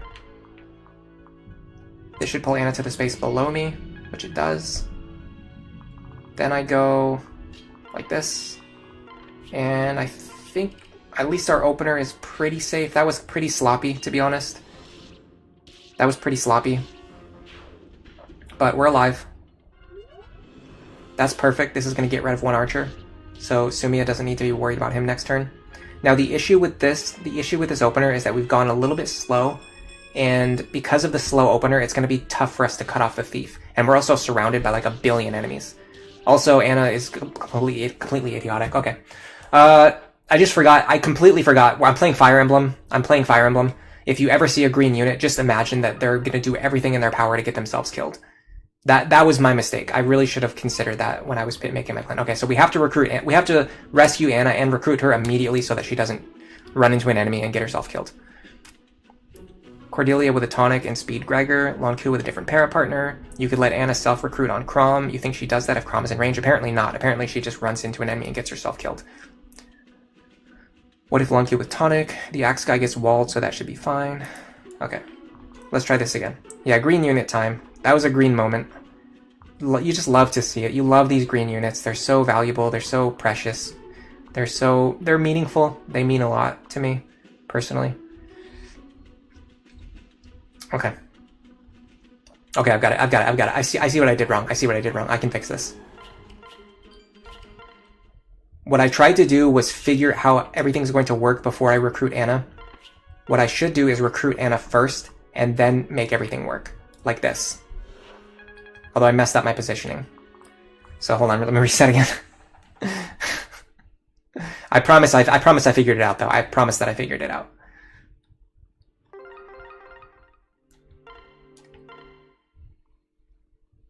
The only thing I might consider is swapping Lisa and Libra. But for now, I'm going to stick with what we've got. Okay, so what we actually want to do is stand here. This is kind of a risky spot, though, isn't it? No, it's not actually. As long as we kill all these enemies, it should be fine. So I'm going to stand here, staff, rescue, Anna. We keep in mind on future attempts we can have Lisa do this.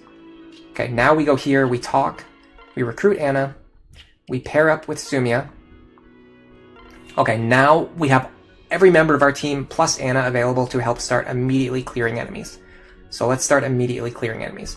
First of all, these enemies over here, we can actually just like not fight them if we don't want to. So keep that in mind. The next thing to think about is this choke point. We want a unit here who can survive attacks from... We want a unit standing right here. No. We want a unit standing here who can survive attacks from this archer and this mage, while also getting rid of this guy right here.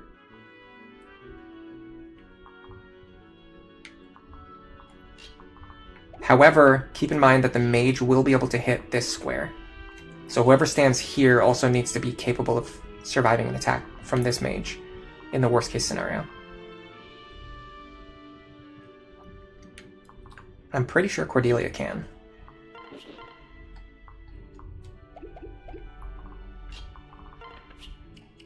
Let's just start with this. This is pretty similar to what we're already doing. Thunder actually does more damage here, but I would actually rather just build Lance Rank. Okay, that was trash, but whatever. So what we want is Gregor here, or sorry, Frederick here. Unfortunately, we can't actually kill with anything. Does this guy have counter again? Of course he does. Why do I check? If you check, you know they're gonna have it. So what I'm feeling now is that I don't have enough actions to clear all of these enemies. I could do this. The problem is Libra's blocking the tile where I would want Frederick to stand. So this could be a concern. It's not a problem yet, but it's not a meta problem. Like I could potentially refine this on the next attempt. Like this isn't the end of the world. Unfortunately, the only way for me to get rid of this guy is by having a melee weapon equipped. If I have a melee weapon equipped...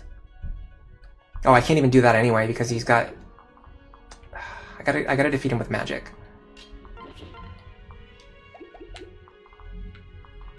Let's try this.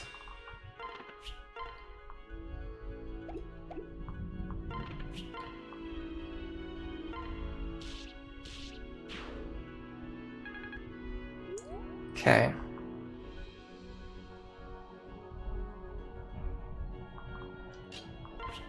There's no way for me to double him. I think Crom can.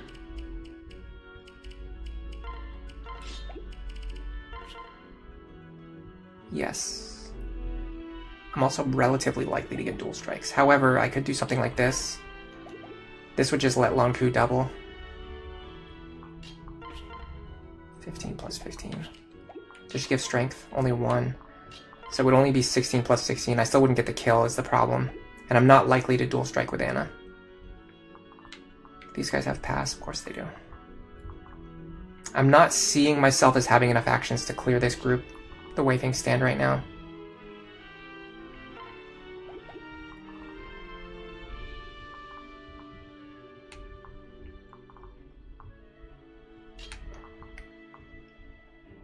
The big problem is this guy here having counter, and Libra needing to stand in this square where he blocks the space. Like, this is an extremely valuable square. Having Libra stand here just doesn't work. So we need to fix that on the next opener. We need to find a different way to pull Anna into a better position. Which we can actually do just by... We can move Sumia into a different position. This will allow us to recruit... To pull Anna into a different position, so Libra doesn't have to move so far forward. Do I have the Levin sword? Because Anna is pretty good with it. I think I used it already. Hey Sophis, thank you for stopping by. Hey MP8, thanks for stopping by. How's it going? I'm doing perfectly fine. I'm very hungry though, but how are you guys doing? Fetch the blue paint. I hope so. I hope we can get this soon. You remember the Armor Knights in Sacred Stones? I'm not remembering that. With team building and Fire Emblem Awakening, what are the most prominent roles to have? I like to have 2 primary combat units who can enemy phase sweep. For example, like Robin, Frederick, Vake, Gregor. It's really helpful if they have either enemy phase healing or if they can like get to the point where they're just completely unkillable. Then what you want is a S rank support partner for that character. So they dodge, crit, dual guard, and dual strike as much as possible. After that, you want secondary units for anchoring. Like, Cordelia is a pretty good example. We're using her for that, where, like, she'll be standing further back and she only needs to fight one enemy. Like, she only fights this one mage, but she can survive that combat. And while she's doing that, it stops this mage from piling, you know, like a 6th or a 7th attack onto Robin, in the ideal scenario. After that, you want, like, 4 staff users. I'm going to reset. I want to fix Sumia's position. MP8 says they're doing fine, but they're going to have to leave the stream soon because they have an RPG session. Ooh, cool. What are you playing? Some kind of tabletop thing, I assume. Two spaces below where Libra stands now.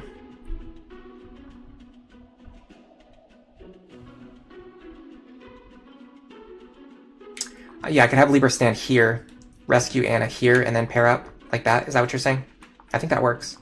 1, 2, 3, 4, 5, 6, 7. Yes, he does have enough magic range. All right, let's try this opener. We're refining it. We're getting it figured out. Hey, Nicholas. Thanks for stopping by today.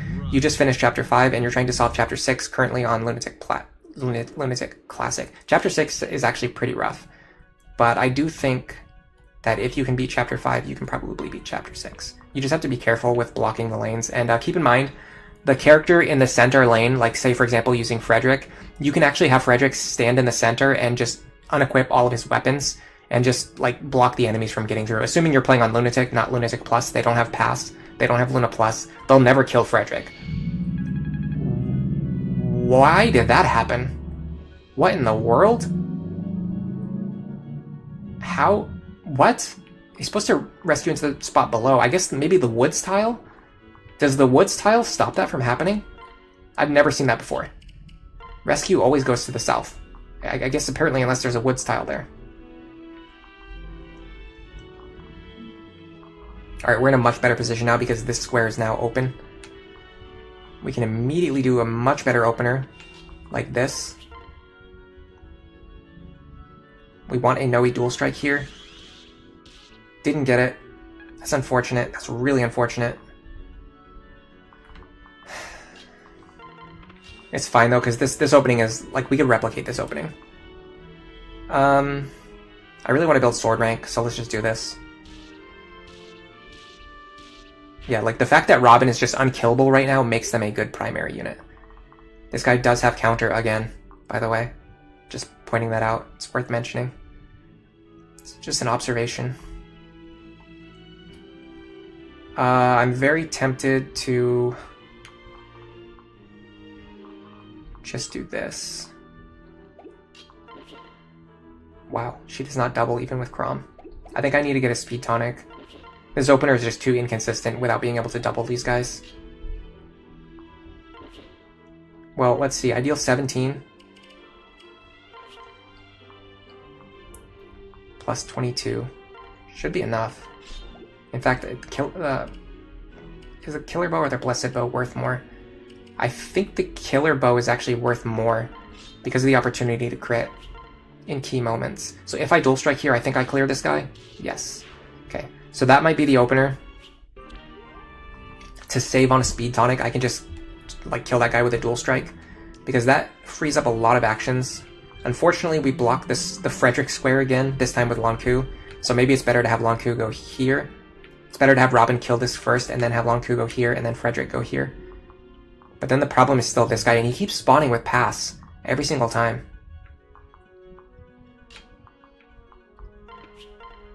Anna can kill this guy, just like outright. She can just kill this guy. Hold on a second. Am I onto something here?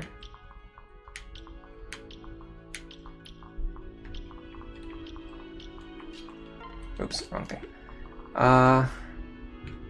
Problem is this archer. Yeah, he's an issue.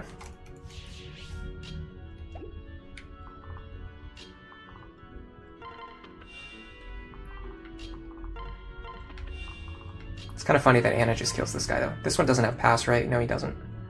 What about this? Okay. So the issue is, I think this is fine, but I want to refund my opener anyway. We're going to run this one more time.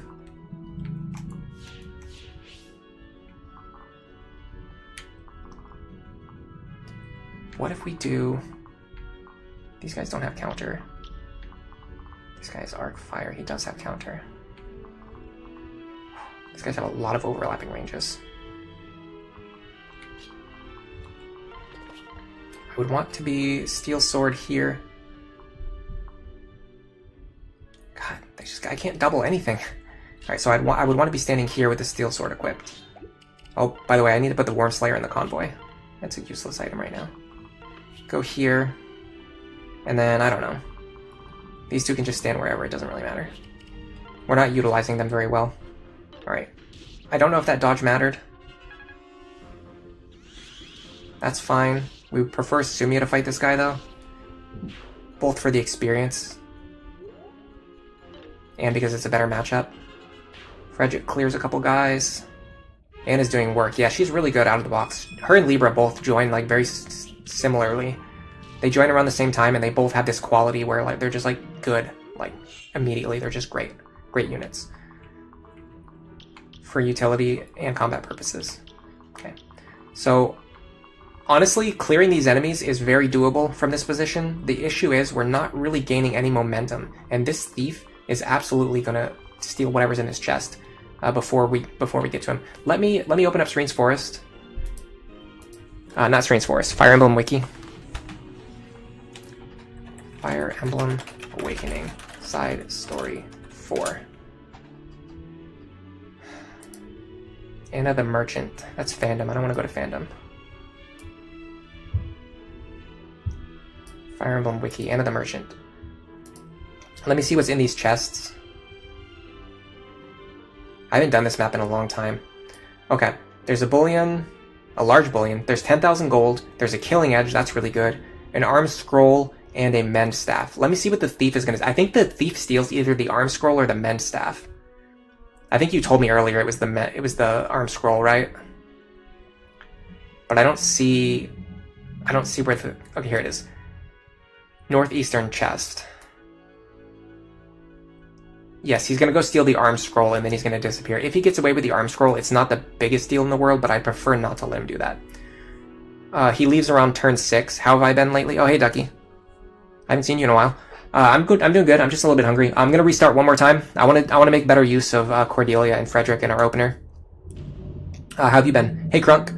Oh my God, Lunatic Plus. You're wishing the best for my health. We're doing pretty good, honestly. We started this stream by immediately clearing a chapter 10 on our first attempt, and now we're just kind of messing around, planning out our clear for Paralogue 4. If I don't clear it today, I'll just clear it on the next stream. But we're kind of doing like on-stream planning now, just because I beat the first map so fast. So he's going to go up here and he's going to steal this arm scroll. I'd like to save it if I can, but if I cannot save it, I'm not too bummed about that. Alright, let's try this again. Let's see if the rescue staff goes north again, because that was kind of cool. So normally rescue staffs always go south. So Anna should appear in the spot behind me, but I think the forest is blocking her. I don't know why, because she can move on forests. It doesn't really make any sense. So next, this allows us to do this opener, where we talk to Anna, stop her from doing the green unit thing where she runs into an enemy and gets herself killed. Plus we can make use of her action this turn. Then we're going to pair up with Sumia. We are going to dish for Blessed Bow strikes, dual strikes here. Or crits. Crits work too. Okay, so we're going to be much smarter this time with Lonku and Frederick. So what I would do is instead, in fact, is this guy's counter.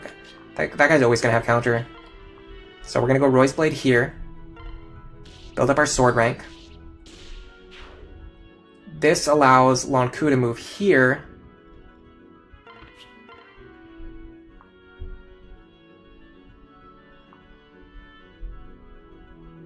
Can we clear this guy? I don't think we can actually clear him safely, because of him having Pavis Plus. So let me move Frederick first. Because Frederick can basically only go to this square anyway, so Frederick has to do this. It's not like we can change him into a more optimal strategy. So let's just do the one thing he can do. Also, I have to put the Worm Slayer in the convoy. Ooh, nice crit. Okay. Because we know that this square here is always safe, we can actually do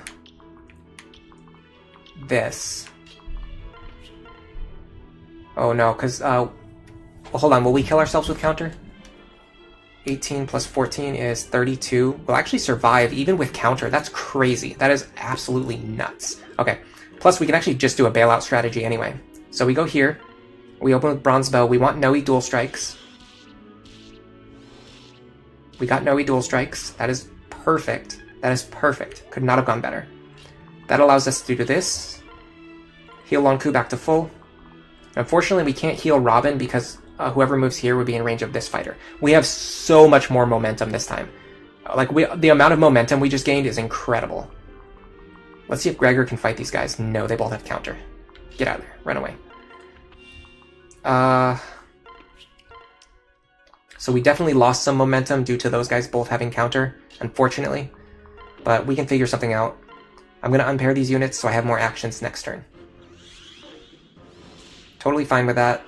I would prefer Sumi to get the experience, but you never really get what you want. Okay, now what I think I want to do is something similar to the opener in Chapter 2, where we're going to push all of our units to one side. So like if we go over here, we can kill all 4 of these enemies, and then just stay out of range of these enemies. Then we can turn back around and fight them on the next turn. I think that's a valid strategy. Because we're on a serious attempt, I'm going to block everybody, block all enemies, and I'm going to make a new poll. We already promoted Cordelia anyway. Hey, Akimbo Infernape, Ducky. Hey, Nathan Harris. He steals the arm scroll. What unusual builds have you seen people made? Yours is a miracle counter Robin with minus defense and plus luck. That's too funny. You were messing around with rescue staff, spamming to see where it prioritizes rescue spot. Are there people who Iron Man Awakening Lunatic Plus? Yeah, as I saw Akimbo mention this, Kuroi TTV does Lunatic Plus Iron Man runs with no soft resets. However, they do primarily, if I'm not mistaken, I've never seen them use any strategy other than just having Robin clear the entire game. And so a big difference in my approach is I'm trying to show how you can beat the game without having to rely on Robin or just low man strats in general. Oh my god, that's so loud. I'm assuming you guys can hear that. See you later, MP8. Tell me if you can hear that vacuum, because there's nothing I can do about it, obviously. That's incredible. Best time to do that. I'm wondering if I should just mute the mic for a couple minutes. But I don't know if you guys can hear it or not. I'm assuming you must be able to hear that. That's unbelievably loud. That's like louder than the creation of the universe. Let me make the other poll while I'm here.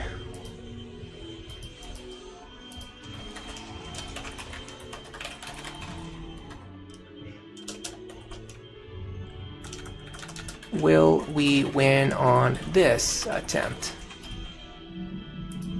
Yes. No. Do you guys want me to mute the microphone? You can hear it, but it's not overpowering my voice. It's like a train. Tell me if you want me to mute. You can hear it, but you think it's fine. You are giving up on doing Lunatic Plus altogether. That guy is on another level. Yeah. Kuroi's really good. It's just a different approach. It's a different style of gameplay. So it's like an apples to oranges comparison, really. Okay, let's see if Cordelia can kill this guy first. The answer seems to be possibly yes. In fact, almost pretty much guaranteed. So let's go for this. We want to go here. We want to clear out this archer. We are going to deal some counter damage to ourselves unless we crit. But that's fine. Okay. Next, I'm a little bit worried about Anna. She can pair up with Libra if she needs to. I'm actually more worried about Lisa, in fact. No, Lisa needs to pair up with Libra, so she doesn't get killed. Is there any enemy that Libra can kill?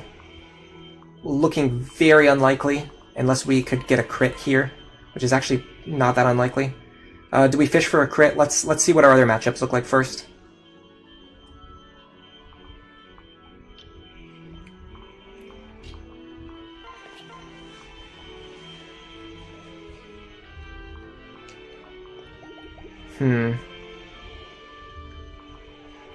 Gotta watch out. I didn't have that guy highlighted. This guy's got a short axe. and a silver bow. I can actually do this with Frederick. He can counter 2 enemies on enemy phase, and it's also going to open up the path so my other units can walk through this area. Then we can have Lon Ku go after this guy. Fish for a Noe dual strike. Of course we don't get it. We need to have Robin kill this guy. I forgot about that. Robin is our one character who matches up good against the Myrmidons, but it's fine. Can Anna get this kill? She cannot. Gotta be careful, this guy has physical resistance, don't forget that. Let's slow down a little bit.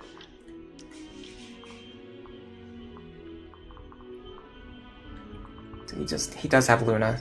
28 minus 13 is 15 damage. Okay, they cannot kill Robin. So let's do this.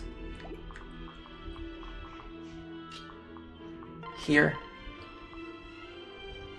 Easy wind tone. Now I'm worried about leaving Sume in range of this archer. Because he has Luna, he's going to deal 28. No, he's going to deal way more than 28. He's going to deal... I can check. I mean, I'm guaranteed to die, though. With Luna. 39 plus another 13. That's 52 damage. Minus 8. He's going to deal 44 damage, so she will die. So we have to go over here. I don't really want to move next to him, but it's kind of ideal. He doesn't have a great chance of hitting me. I have to get dual strikes here though if I want to kill, which I also don't love.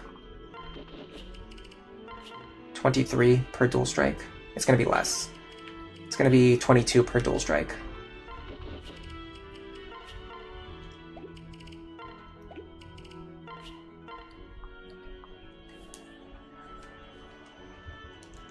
Okay, if I get 1 dual strike here, I kill, so I think I'm fine with taking this risk. Plus, Libra can always run up and finish the enemy. Okay. We're looking pretty good. I'm gonna have Anna run over and heal Robin.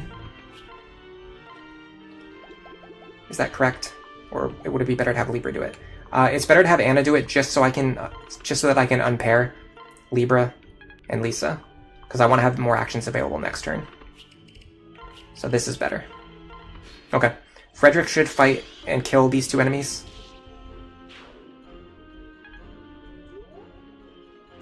Awesome, Frederick. Dual guards, dodging, that stuff matters. Oh, got a lot of messages. Hold on a second. Robin can clear the game with Nosferatu, which is what you've seen most of the Iron Mans do. Ellery is doing strats that are more widely applicable. In case you want to use other units, like if you want to use Frederick, if you want to use Pan, if you want to use, Sumia, Cordelia, Gregor, Noe, Saria, like I'm using Lon Ku. Like, when do you ever see Lon Ku used on a Lunatic Plus playthrough? My guys work really well on getting the first steps through Lunatic Plus. Thank you very much. Ducky says, you're good. You prefer hearing someone talk while you watch stuff. But you're going to go now. Alright, see ya. A strat that disregards the advice of the Fire Emblem Orchestra lyrics is a strat that is blasphemous to do. Nathan says they might actually give Lunatic Plus another try. You've considered it after watching these videos. The first couple chapter videos I think help a lot with getting started.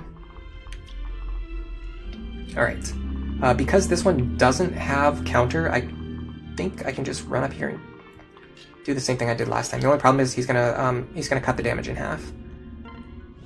But Gregor dual strikes will help. Oh, that's funny, he survived on 1. That's okay. We can have somebody else run up and get the kill. Actually, we can let Noe get the kill, which is pretty optimal. Now all we need to do is back up our other units a couple more spaces and have them get ready to counter on enemy phase again. God, Noe's growth rates are awesome. Alright, so which enemies do we want to fight on enemy phase? Not this guy. Ever. We don't want to fight these 2 on enemy phase ever. So we want to set up a situation probably where we fight just this guy. And then on the next turn we can push forward and kill the others. Either that or we push forward right now. Is that viable? No, because this guy also has counter. Excuse me? Alright, so let's just do this. Stay out of range of this guy. I'm inclined to let Frederick get it because he can catch up with the rest of the army. more easily. Is definitely a risk of a crit here, but I can play around that by going by using Solidarity. So we're gonna go. I'll explain how Solidarity works. It's actually been a couple streams since I've talked about Solidarity and how good it is. So we're gonna go 1, 2, 3, 4, 5, here. Okay. So Frederick's gonna go here, Hand Axe equipped. Robin is gonna go here, Wind's Tome equipped. Now Robin has a skill called Solidarity. It grants crit and also dodge plus 10 to all adjacent allies. So this enemy has a 7% chance to crit Frederick, but Solidarity reduces that by 10. 7 minus 10 is -3 technically, but 0. So this makes it so this guy can never crit Frederick, even though he has a crit rate against him. This is why Robin is a really good support unit. And somebody asked earlier if I was going to do Rally Spectrum. I am not going to do Rally Spectrum, sorry.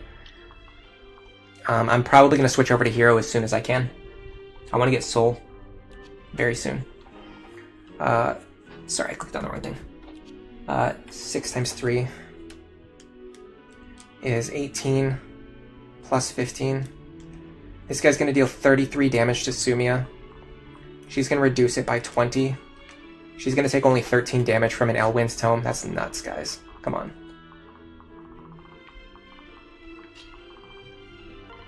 We're going to go here. We're going to do... I think Javelin is better. And we can... Oh, watch out. We can switch back to Bronze Bow now. Okay. We're going to let Libra get a kill here. Or, sorry, heal here. He can heal fully with the heal staff. At a certain point with your heal touch units, you don't even need men stabs anymore because they just heal so much. Alright, now all we need to do is get the other units out of range, which we can actually give a +1 bonus to Lisa so she can move pretty far. And then we're going to go like this. No, I'm going to go like this. I'm going to put Lisa next to Robin for the support bonus. Alright, that's guaranteed survival. We completely removed his crit chance. Nothing he could do to us. This buffoon can't do anything to us. Alright. This thief, unfortunately, is making extremely fast progress. Okay, cool. The vacuuming stopped. Now there's loud beeping outside. This thief, I don't know if there's any way we can stop him, guys. I can't see, like, any way we can get over here in 2 turns. Like, that's crazy. So he's gonna spend 1 turn moving here, 1 turn moving here, and then 1 turn moving here. So we would have to do it in 3 turns. So we would be able to go 2, 3, 4, 5, 6, 7, 8. 1, 2, 3, 4, 5, 6, 7, 8. 1, 2, 3, 4, 5, 6. I mean, technically, if we move Sumia as far as possible every turn, starting right now, we can possibly intercept this thief still.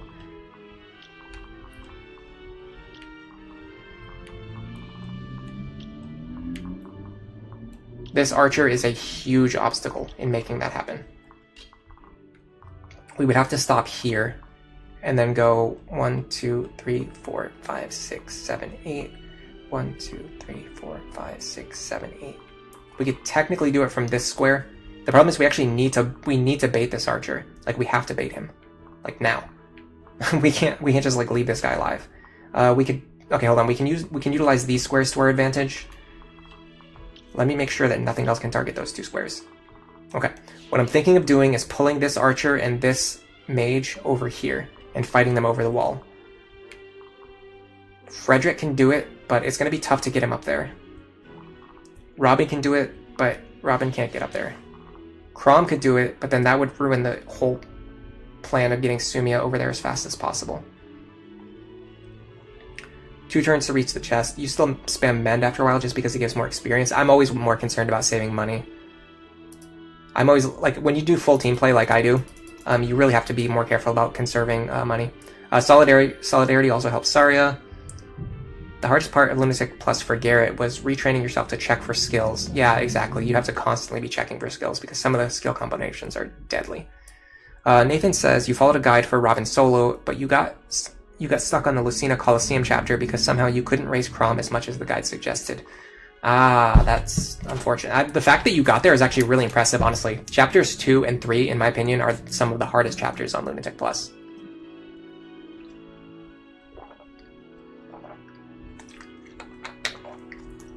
You normally use skirmishes to raise support between characters you've benched so that you can unlock their paralogs. Yeah, unfortunately, we're not going to be able to do that. I'm limiting myself. All right, so right now, because of staggered and overlapping ranges, we can't fight these guys the way we've been fighting them. We have to run away for now.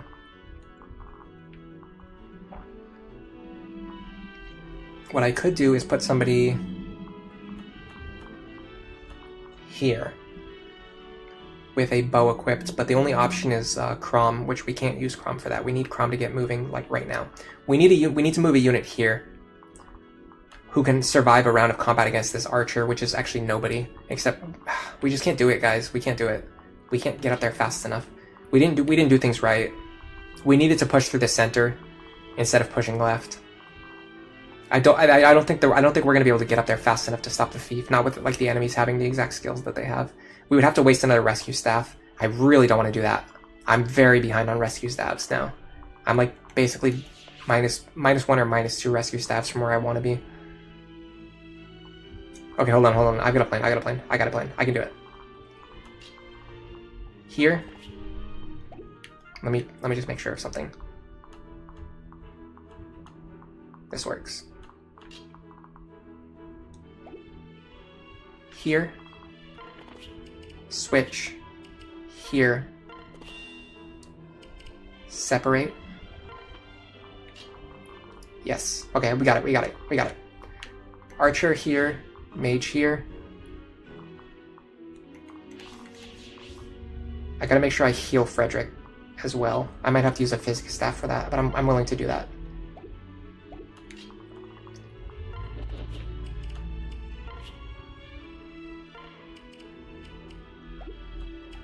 Hand axe. Libra unfortunately can't get over there, so I can have Lisa do it. Physic. Frederick back up. Now I think I can also set up a spot where we can pull this guy away and have Robin fight them on enemy phase over this wall. So we're gonna go here. I think everything in my head just clicked like all at once. So we're gonna go here. The next thing we need to do is heal here.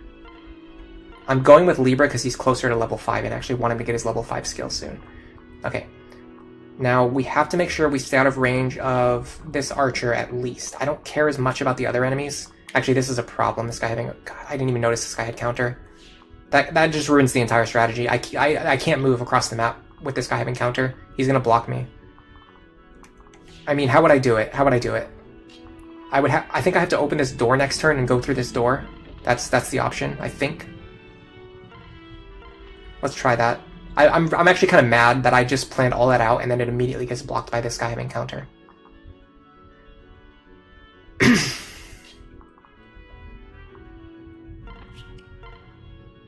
It's actually quite frustrating.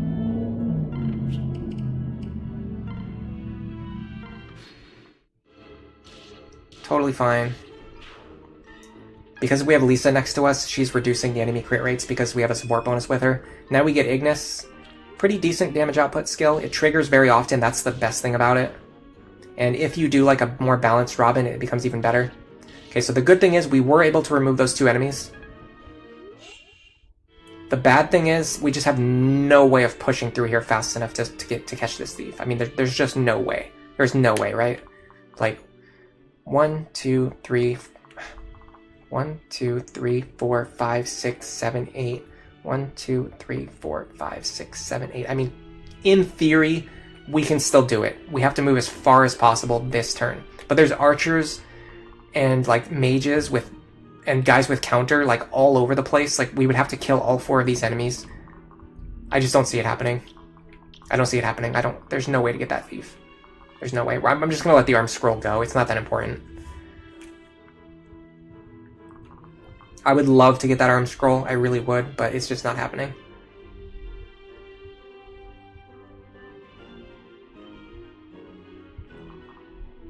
So the next question becomes, how do we clear out these guys? All 3 of them have counter, by the way. Just pointing that out. These 3 all have counter. This guy has counter. This guy has counter. This guy has counter. 2 of these guys up here both have counter. This is crazy. This is crazy. You love when you get the absolute worst counter RNG. I think unfortunately, Lanku needs dual strikes to kill these guys. Actually not true, hold on.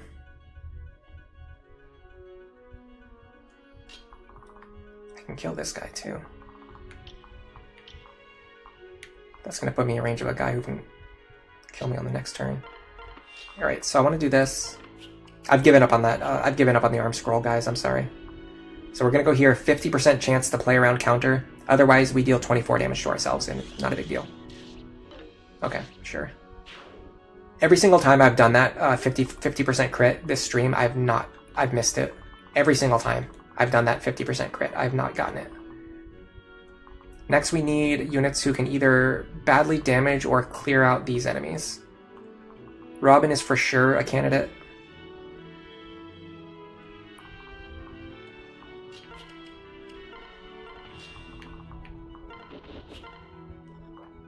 It's absolutely ludicrous that Sumia cannot double these guys. Chrom can, though, with her speed bonus.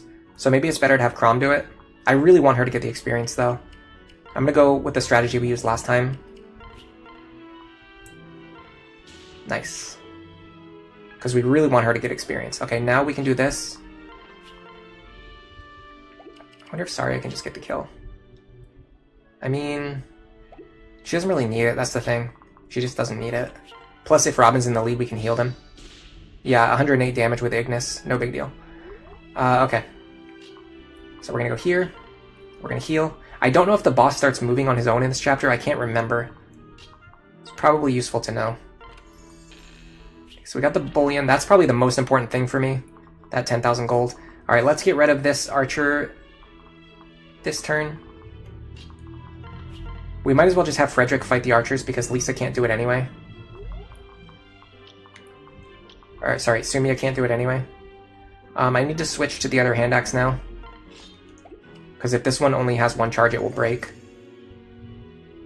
We got a underdog bow. That is not that useful. Excuse me.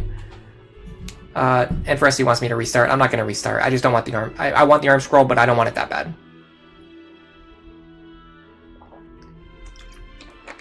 Will I replay the map off stream to see if I can get the arm scroll somehow? Yeah, I'll probably do that before I release the video.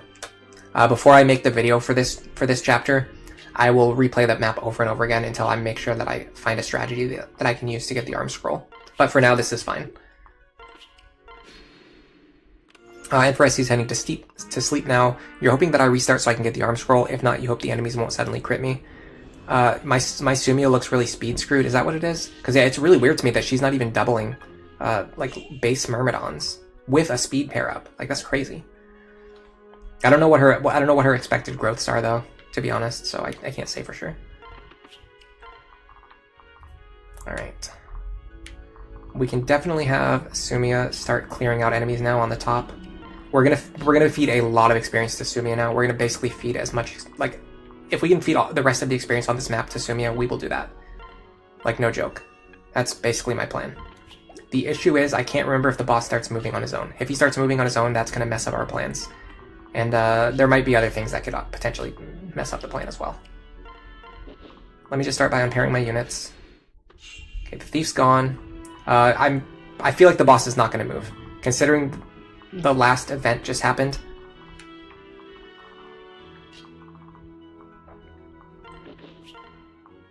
Okay, we can definitely deal with this guy, no problem. So let's just do this.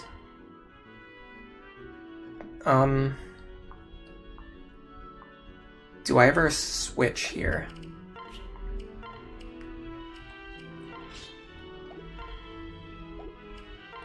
I feel very inclined to go with Thundertone.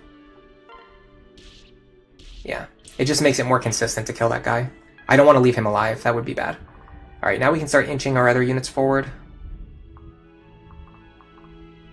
We can also open this door at some point in time, but not yet. I think when we open the door, we're going to want to run in immediately. Like, what we're going to want to do is open the door, and then have Sumia immediately run in to kill this guy. I have to find out who's threatening these squares. Probably these mages, yeah. Arc Fire. And, oh, it's actually the boss with the Tomahawk, okay. Which is quite a concern, in fact. So I actually have to open up this door over here. So let me start, let me just leave our units here for now. I'm genuinely going to try to get the rest of the experience in this map onto Sumia, just so you guys know. Fair warning. Hey, Nicholas. Oh, sorry. You're already here. You have played this mode with and without being able to open the chest. After commonly playing without a thief, playing with a thief makes me feel rich. Yeah, I don't like playing without a thief, especially on Awakening, because there's no way to get chest keys. We got a free Finn's Lance. Fine. Alright, I'm gonna send Anna up here to get this chest.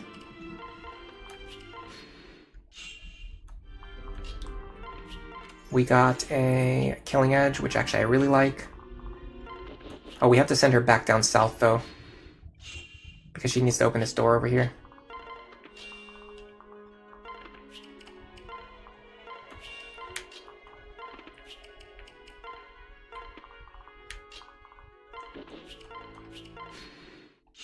Okay, so if I'm standing here, I can go 1, 2, 3, 4, 5, 6. The problem is multiple guys here have counter.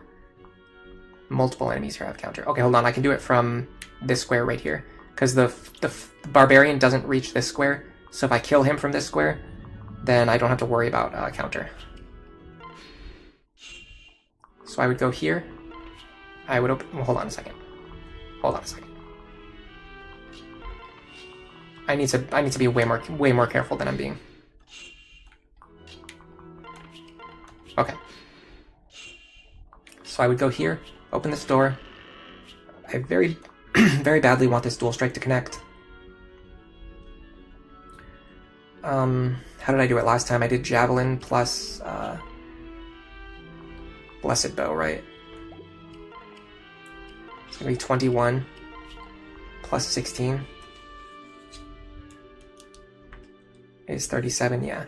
So if I don't get this dual strike, it's actually not a big deal, because I would kill him with the damage that would, like, I won't take counter damage because I would kill him anyway. Next I put these units here. By the way, I also get the benefits of Hex and Anathema because Saria's here as well. Auras in this game actually broadcast even when your character's not in the lead.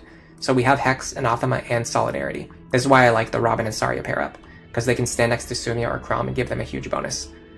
Crom as well as giving the charm bonus.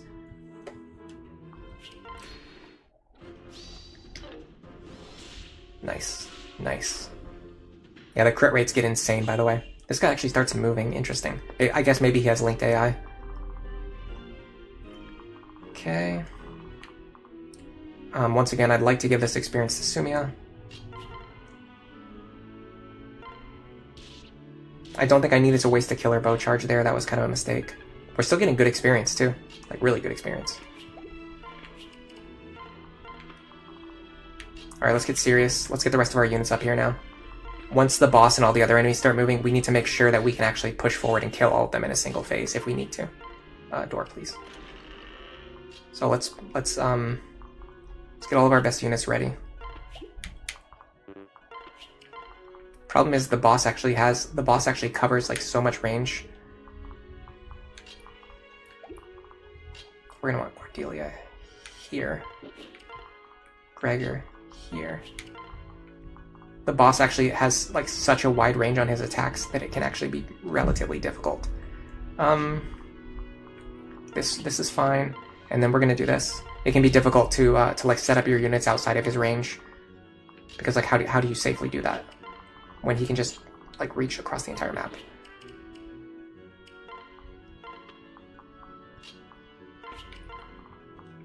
Okay, I'm a little wary about these forests as well, so I'm gonna put. If I'm not mistaken, there's a square... No, I am mistaken. Okay, let's think about this guy first. Yeah, this is an issue. I think no matter who I attack, if this guy won't come out and attack me, which I don't think he will, I can test. I don't think this guy will come out and attack me. Okay, he will. I was wrong. That actually helps me a lot. But now if the other enemies start moving, it's going to be a problem.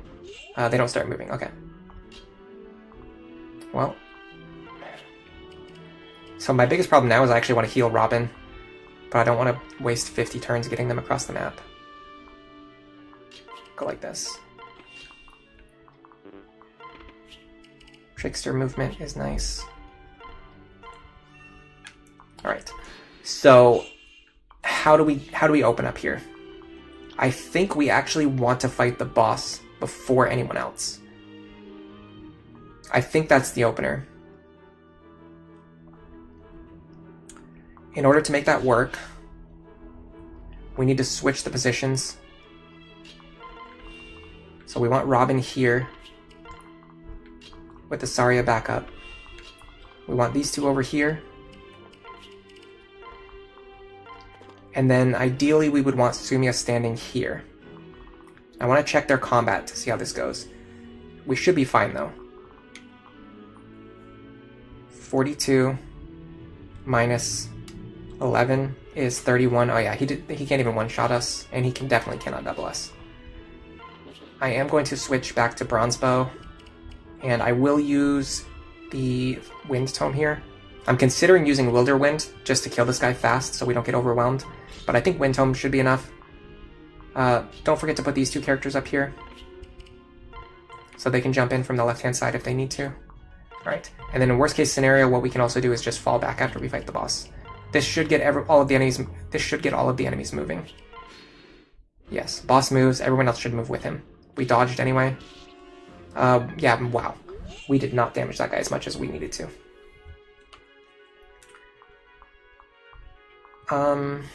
Okay, these two have overlapping ranges right now, so we can't deal with them. The boss actually has overlapping range with, like, everyone right now, except for maybe this guy. I can maybe fight this guy. 1, 2, 3, 4, 5.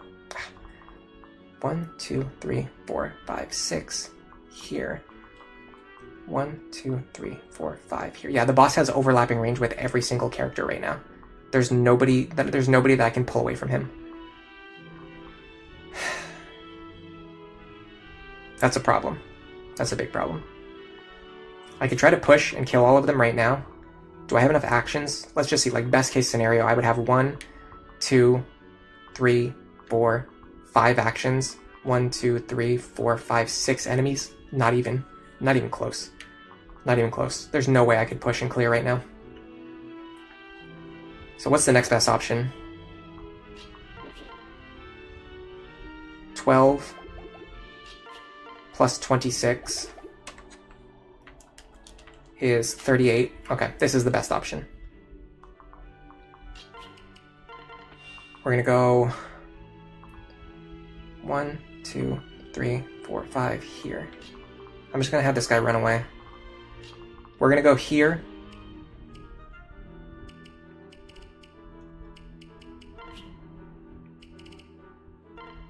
Oh crap. Wow, that's a problem. There's no way Crom survives, right? 28, 42, 70 damage, minus 42. Oh, sorry. Yeah, they're gonna deal 42 damage. Oh god, is this worth wasting a rescue staff on, or should I just replay the chapter?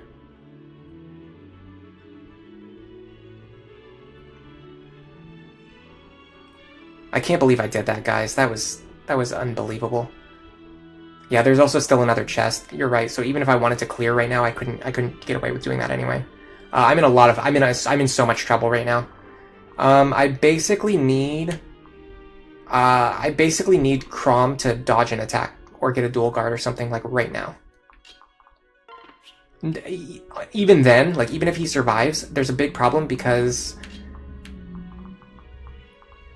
oh my god, because I won't have Sumia in the lead, which means I'm gonna have 5 archer movement. This is a nightmare scenario. This is bad, guys.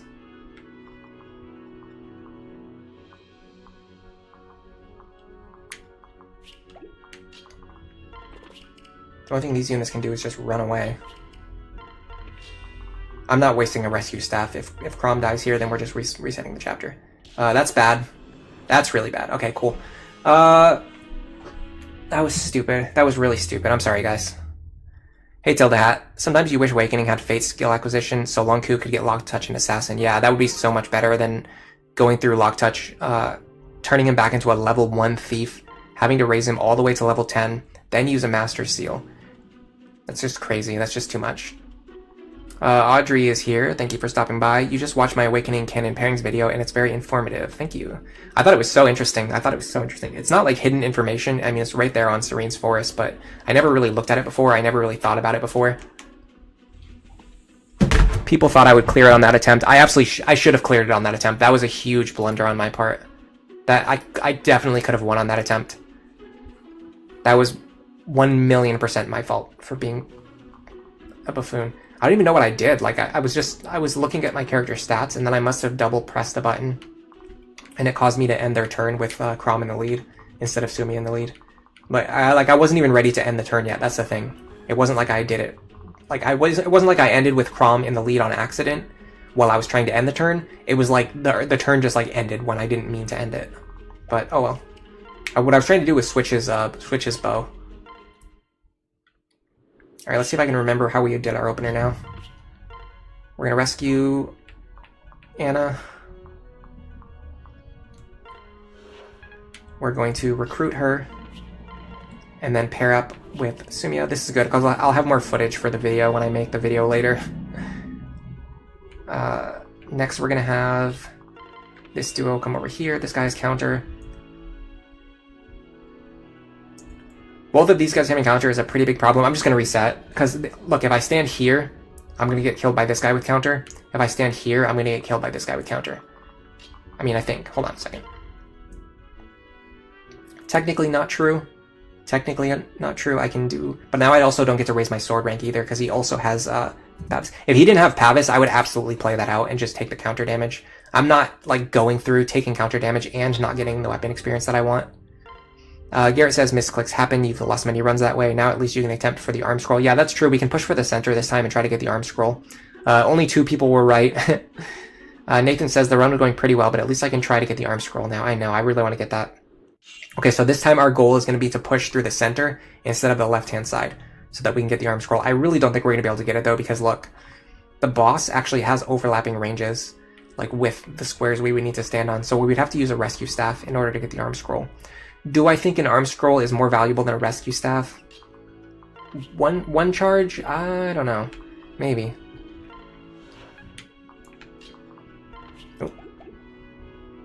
Oh, I messed up. I rescued into the wrong square.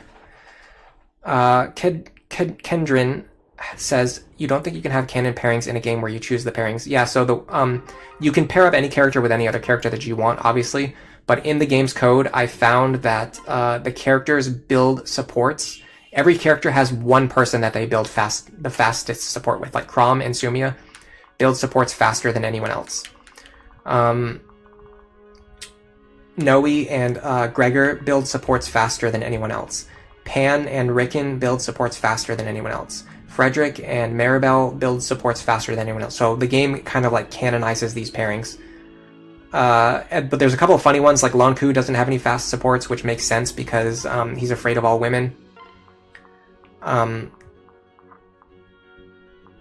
Rescue Anna.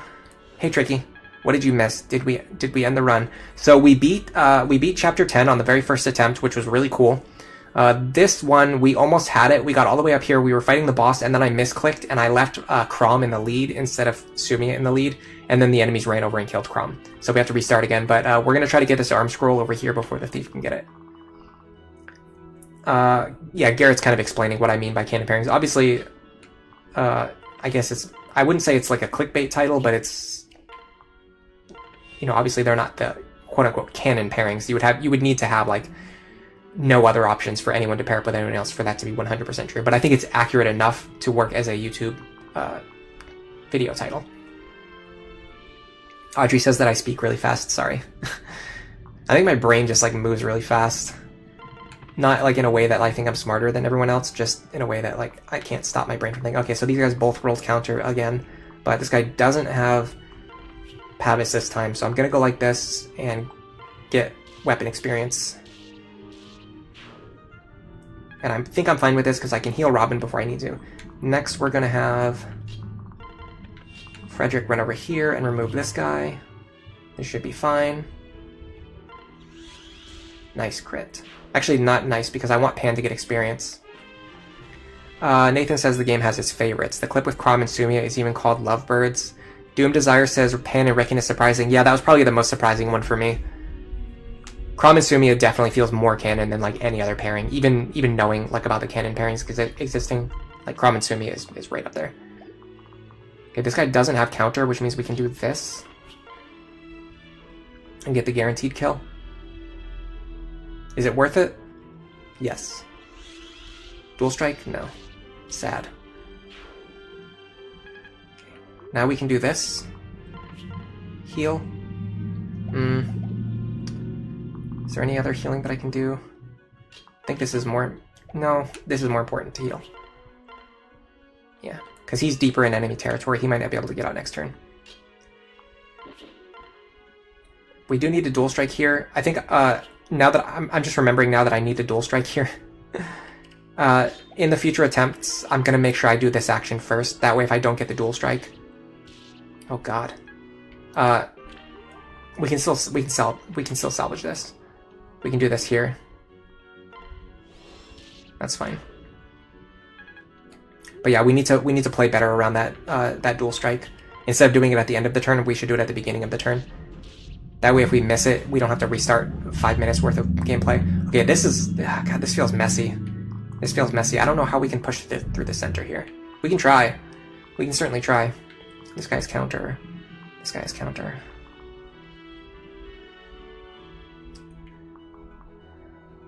This guy's pass.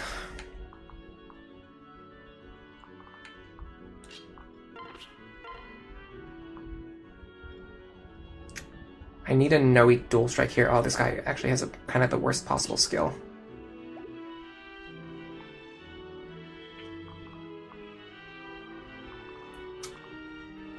I just don't see how I can push through the center fast enough, guys. I really feel like going left here is the safest play. Let's play it out. Let's do an experimental run. Like I said, we might not even clear this chapter today. I can possibly do this. We're gonna go for our... In fact, we can do it here with Solidarity.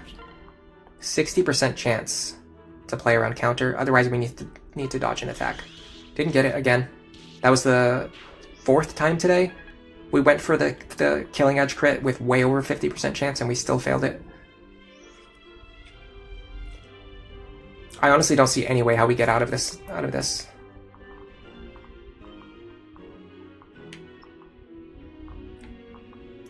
We need Robin here.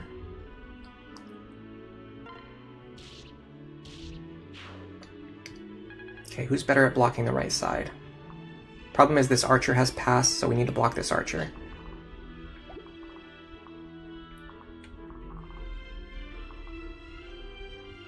Is there any way to get rid of this guy safely?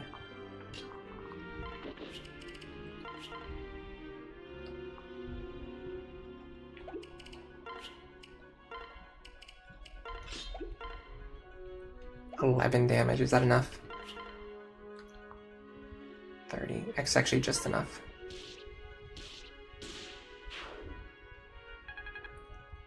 Yeah, because like even if we want to push through the center, we still have to clear these enemies on the right. The only way we can make this opener more consistent is if we find a way to clear more of these enemies on turn 1, which is, it might be possible, it might be doable, but I'm not seeing it right now.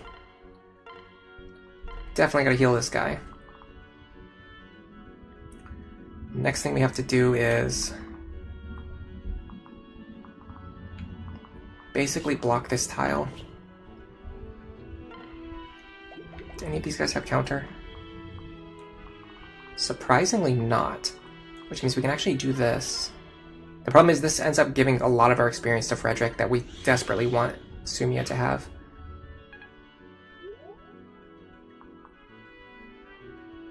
Now these two archers are both going to attack somebody and kill them, I'm imagining.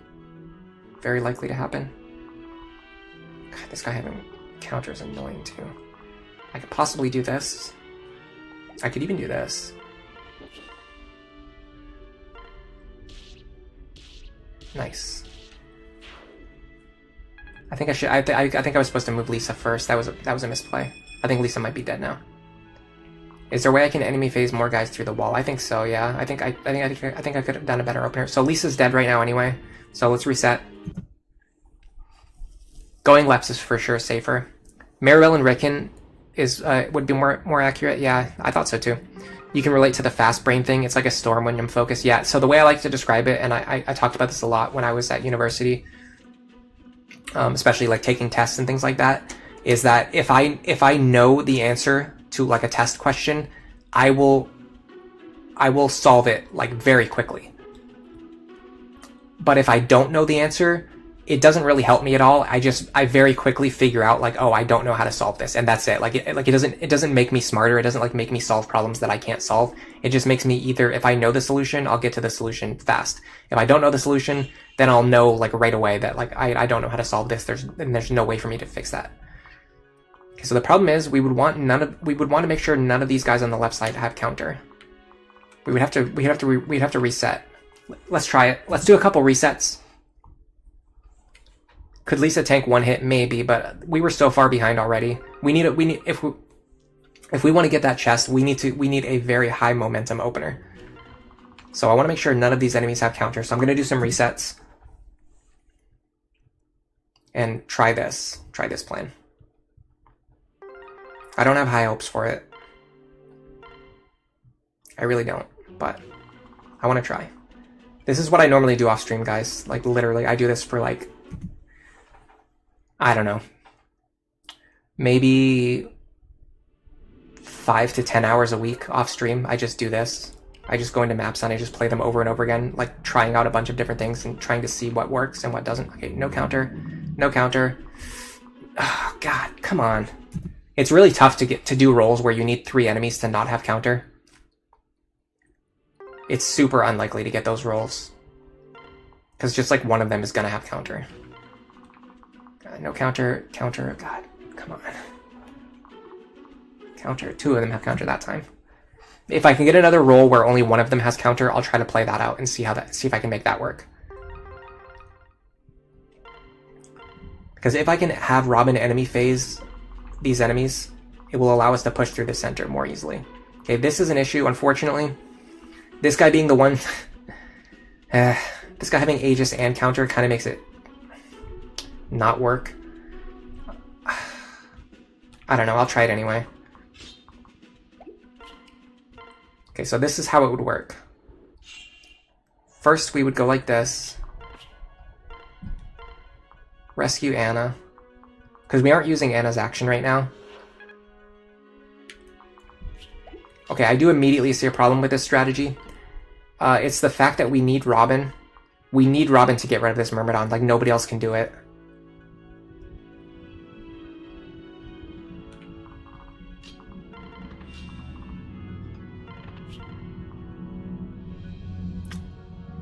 We would need a crit or a dual strike here.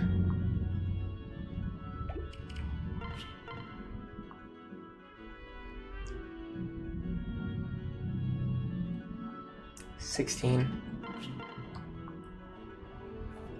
30 plus 16 would get the kill. Okay, let's just go for a dual strike. Nice. Okay, we're in a decent position. Decent position in terms of left side aggression. So we can clear all 3 of these enemies right now on enemy phase, potentially. This is like not an ideal opener, but a pretty good opener. Now we need to get this dual strike here as well. So let's see if we can get this dual strike. I have to remember to use the Blessed Bow as well. And I have to get the Worm Slayer out of Frederick's inventory. I've been saying that for like an hour. He's still holding it, isn't he? Yeah, he is.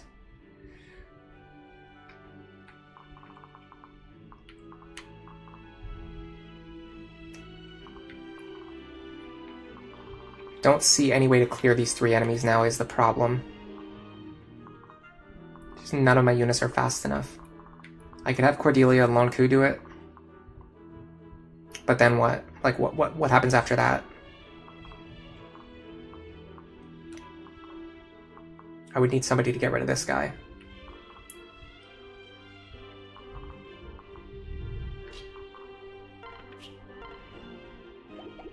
What is her speed? 19. What does Lonku give her?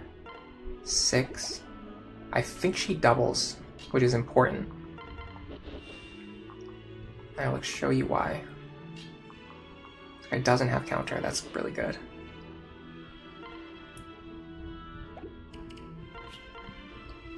Can we kill him with thunder? Not even close. Okay, so this is how we would want to play it. We can do this Ephraim's Pike with Eloid's Blade. So we would go like this. Nice, okay. Does this guy have pass?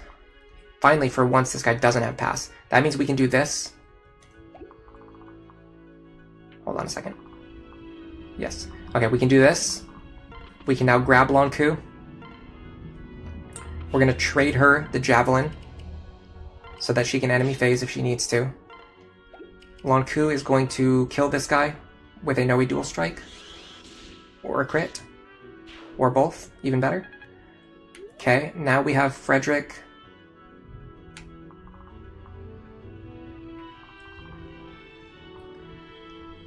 I think Cordelia is safe. And if Cordelia is safe, this means we can have Frederick push into the center, which is going to give us more momentum. Let me make sure this is true. 25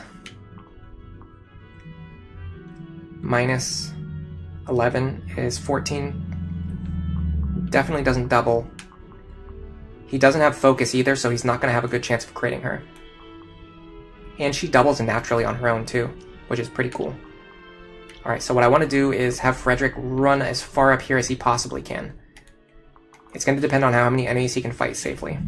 Ideally, I want him in this square if possible. That's going to require him to take 27 times 2, 54 magic damage, and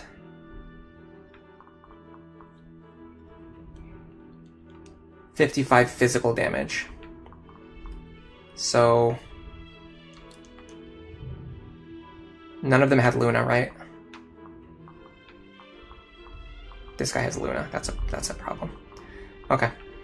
Well, let's just see how it goes. So we would take, we would subtract 5 twice, then we would subtract 20, then we would subtract 10. They would deal 69 damage to Frederick. There's no way he takes all of those hits.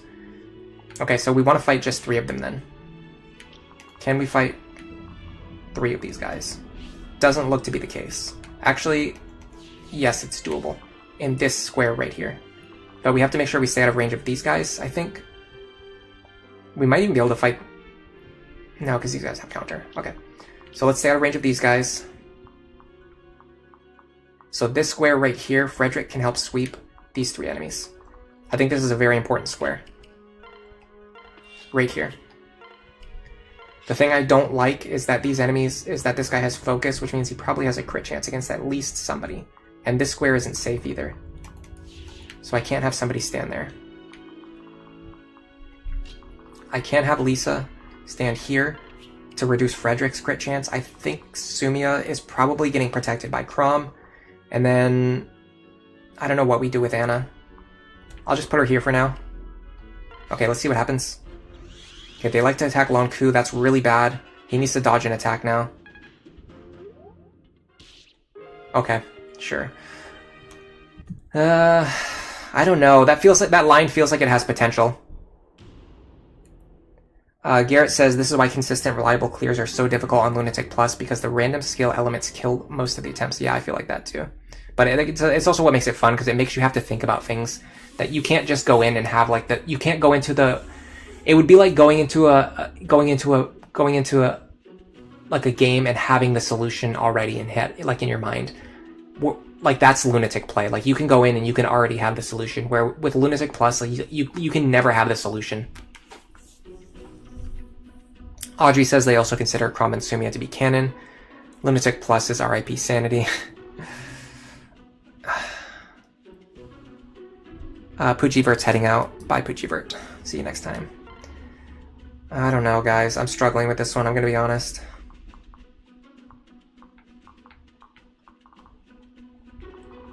I feel like if there's a way to do it without Lonku getting targeted by two mages. If he only if we could have wiped this mage, we could have had Anna kill this mage. That's what we should have done. I'm gonna do one more round of resets, and if I get the same opening, I'm gonna have Anna kill that mage because she can definitely do that. We already figured out that she could kill that mage. Doom Desire says a lot of Fire Emblem games have that issue where it's already solved. Yeah. I mean, it's not an issue. It's just a different type of gameplay. Like some people prefer that style. A lot of people prefer that style of gameplay, where it's more deterministic, and if you always make the right move, then you'll always be rewarded. I really like this whole Lunatic Plus thing, where like even if you make the best possible moves, you're never 100% sure what's going to happen. Okay, this opener should be possible. I think this opener works.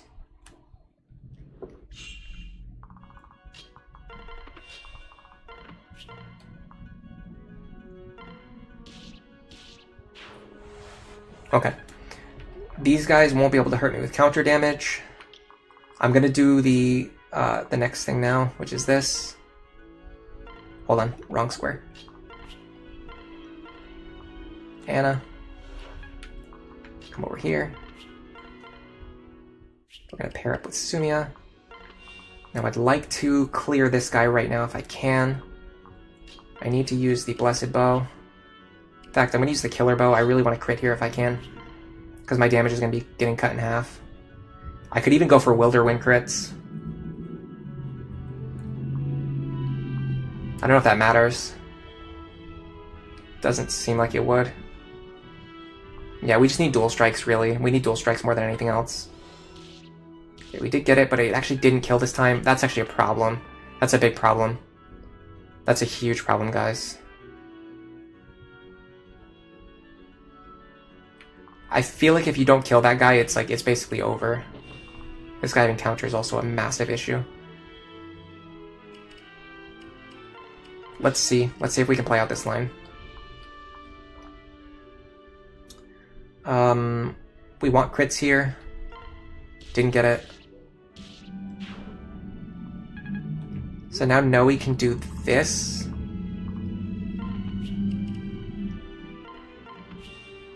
Go here. We need Noe dual strikes and or crits. We're getting crits. Nice. Okay. Next, we're going to go for this guy. We eat the counter damage. Problem is, we would have to... no, hold on. We calculated this before. 18 plus 14 doesn't kill us, right? Yeah, so even if we take the counter damage, we don't die here.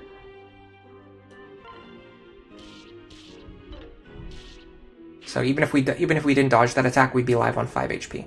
Now the problem is we have to get rid of this guy now.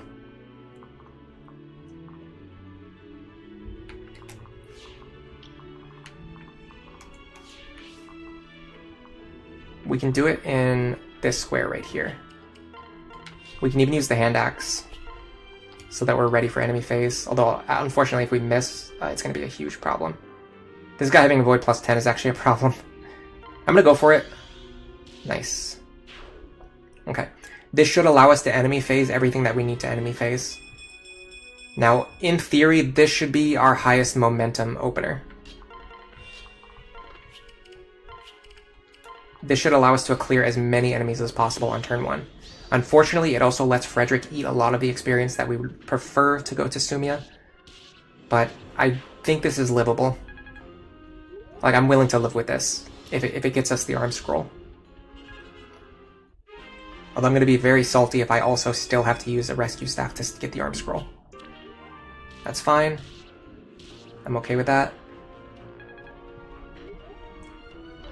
Oh, Frederick. Please stop stealing my experience. He's actually becoming a proper Jigen now. Alright, if we use this wall to our advantage, what can we accomplish? We can accomplish anything, I think. Alright, these two guys having counter is a massive problem. Means they're just going to keep chasing me forever. I could have Lonku deal with them, but it's going to take him a while to get over there. I need to push through the center. That's what I need to do.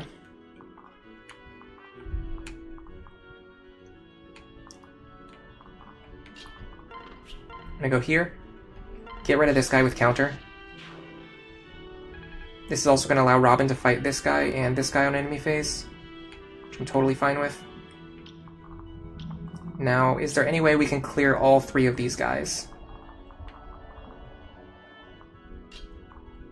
Actually doesn't look that difficult. We would go here. We really want to Noe Dual Strike. Please Noe Dual Strike. Thank you, Noe. Now we need Fred to kill this guy. In fact, we could even do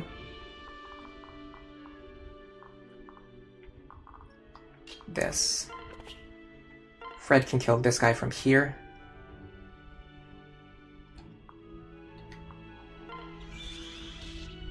Fine.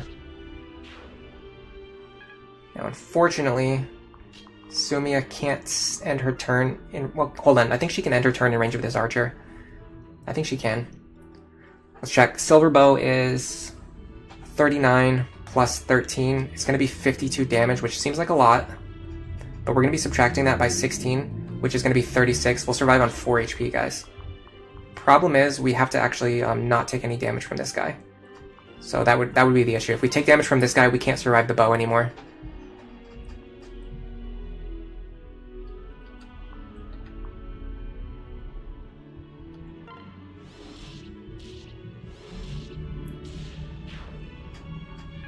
Saw that coming from a mile away. I can physic here.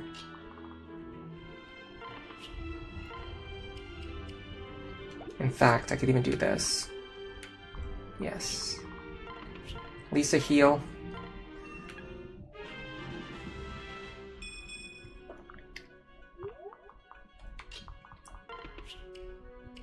Libra. Physic. This is going to get Sumia back up to full HP so she can survive a single arrow. Now it would be nice if Anna could heal herself, but she cannot. So instead I will have her heal Cordelia. And then Gregor and Cordelia can get close to each other. For next turn. Oh, she dodged anyway. That's right. Oh, she had a 50-50 to dodge that arrow anyway. But keep in mind, she would have survived on, what was it, 5 HP we calculated? Okay, we've got a lot more momentum this time. The problem is we don't have Anna up here. We need Anna up here to open these doors. But we can possibly get her up there pretty quickly. So first of all, Lonku would run over here. And do... maybe this? None of this works. This potentially works. Again, we're really fishing for dual strikes here, though. I mean, they're not impossible to get, though. It's not like getting a dual strike is impossible. So let's do it. Let's do here. Didn't get it that time. That's actually a problem because we really need that guy to not be in our way. There's still a way, though. There's still a way to fix this.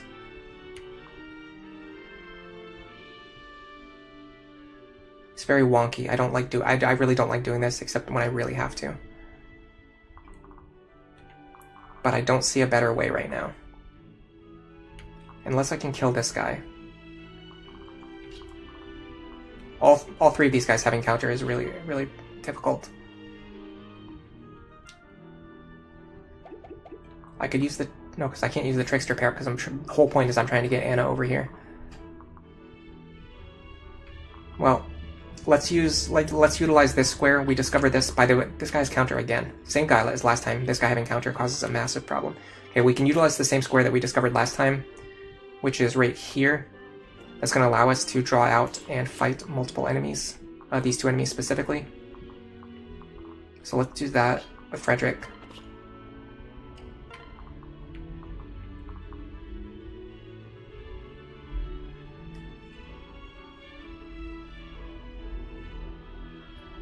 I don't see how to solve this problem. I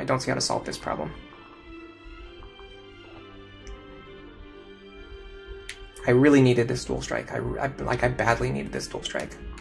More than you could possibly know. This guy doesn't have pass, does he? Of course he does. Garrett. No. Doom Desire says... Nope, I read that already. Doom Desire says, even Face Conquest does, for as hard as Lunatic is, you complete it in the same exact way every time. True. It's cool to see those though. Like, it's cool to see the plan. It's very cool to see the plan clears. It shows like a very high level mastery of the game. It's just when I'm playing a game, I want to be tested on things that I don't already know. Garrett says you learned so much about finer movement tech, support bonuses, and the like by struggling through Lunatic Plus. That's one of the things that really helped me step up my game too. All right, is there any reality where we pull Sumia back down here to help clear these guys? Or do we just fish for dual strikes first?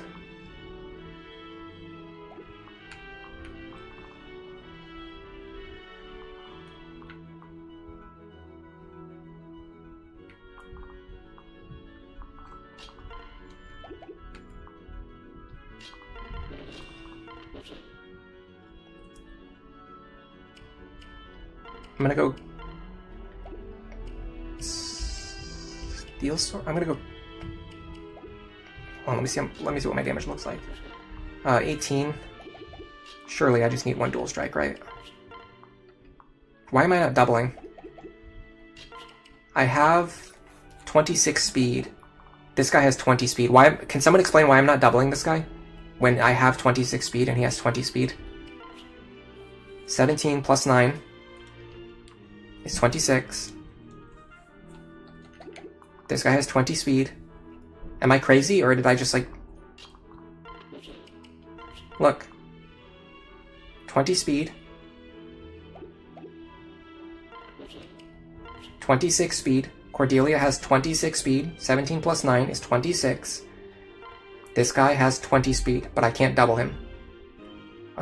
Javelin? Thunder Tome? Nothing. Nothing will double him. Oh, I was getting +2 from the Ephraim's Lance. Oh, God. Crap. That just threw off all my calcs. I was really thinking I was going to be able to double this guy.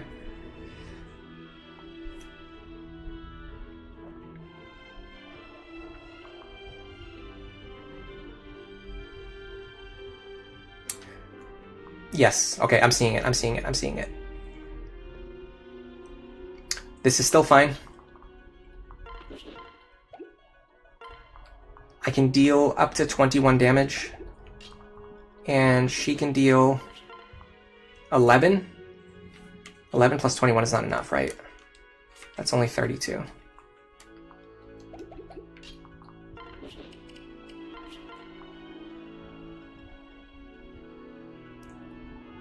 This doesn't work because I will kill myself with counter damage if he hits me.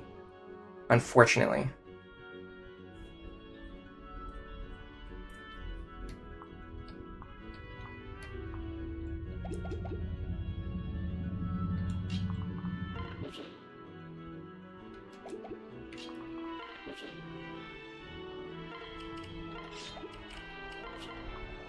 I still think this is my best move.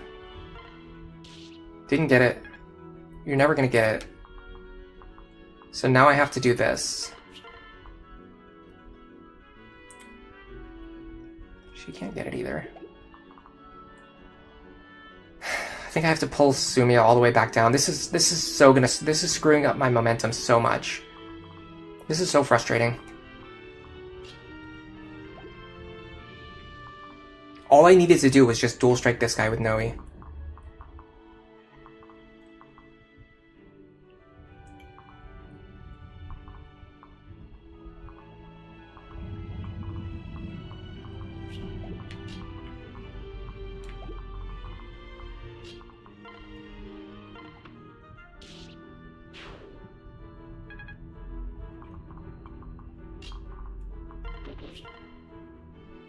Even Sumia can't get the guaranteed kill on this guy. This guy is insane. The Myrmidons on this chapter are insane.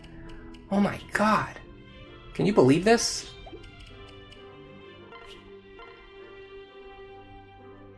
I can do it this way.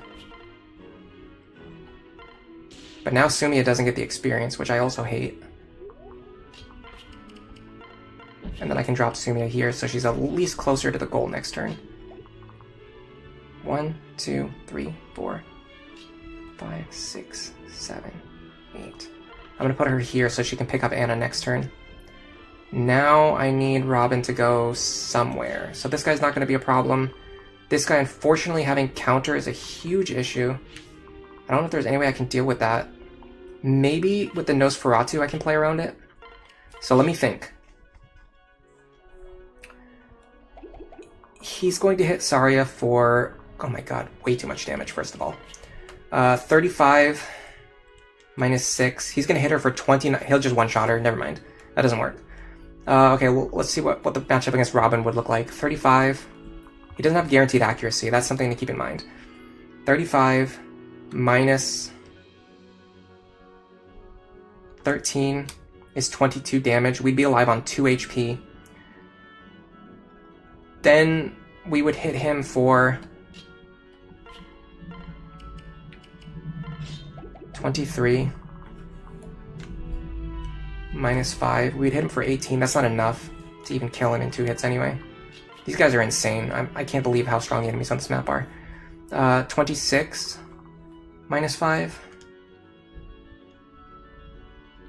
It's 21 times 2. I think, so this would kill. I gotta make sure I stay out of range of this guy, though. I think if I put... Oh no, because this guy will kill me. Right? Yeah, I can't do it because this guy's alive. Okay, well then let's just get rid of this guy this turn.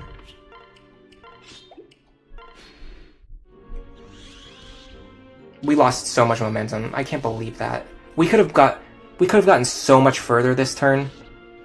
All we needed was 1 dual strike. We're not even killing... Oh my god. We're not even killing these guys. That turn went about as awful as any turn could possibly go. Gotta be honest. Okay. What do we do now? We go here.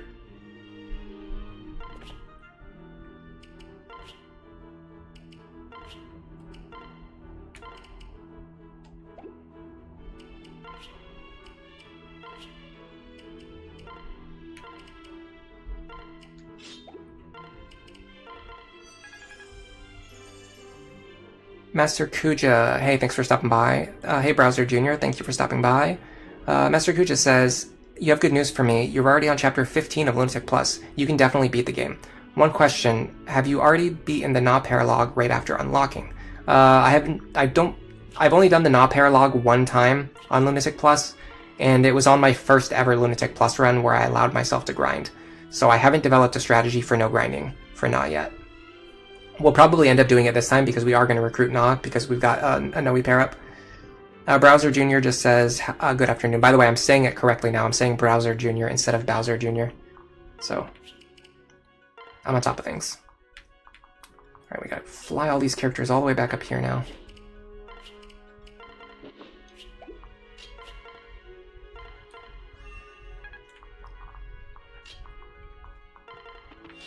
Might be able to do something like... Yes, we can do this.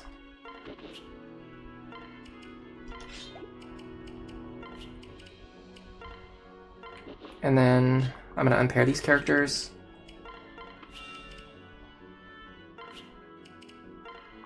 This was just pathetic. I can't believe we didn't kill this guy.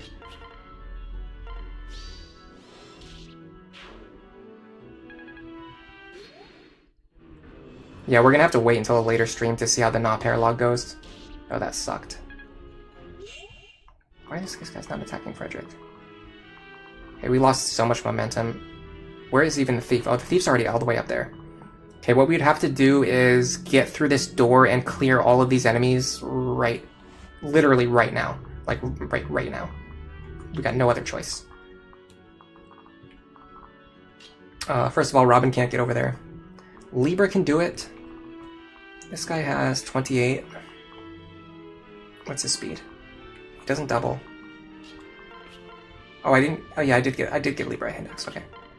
He needs a para partner, though. Definitely not that. We could also have Longku do it. Yes, this is actually a much better matchup. I'm gonna save Noe just in case I need her for something else. She doesn't need to be paired up to get this kill. Okay, so the next thing I would need to do is, in fact, I could try to give Noe this kill. She does actually get this kill. No, she doesn't, because stupid Aegis Plus. He has the exact skill that I don't want him to have. Every time they always have the exact skill that you don't want them to have. So it gets really frustrating. Okay, I guess I just waste another hand axe charge. Then I would need to have you come and open this door.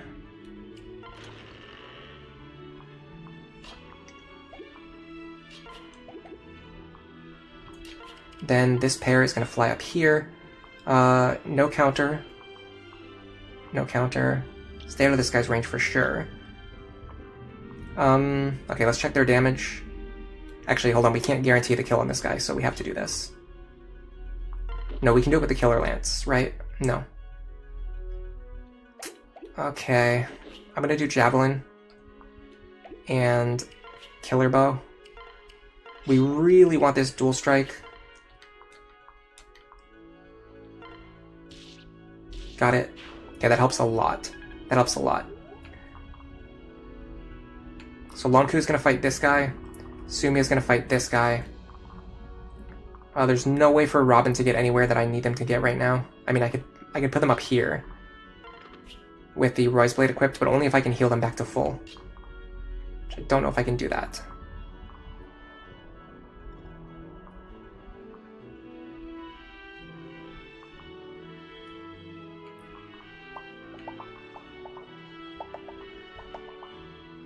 I would need, let's do this. This guy doesn't, he can't do, okay. So I can do this. We calculated that the Roy's Blade, in fact, let's use a concoction just to be 100% safe. Then we go like this. We're gonna heal back to full. Now Robin, did I put myself in range of this guy? No, I did not. Okay, Robin's gonna clear this guy. Lonku is going to clear this guy. Sumia is going to clear this guy. Then on the following turn, we need Sumia to fly up, kill the thief, and then get rescued back out. So we need to make sure. In fact, this is really bad planning. We need to get our rescue staff back over to the right hand side. So we're gonna have to go 1, 2, 3, 4, 5, 6. We need Cordelia to be here. This is gonna give us a lot of rescue staff play. I'm also gonna do this. Let me make sure. 12, 22, yeah.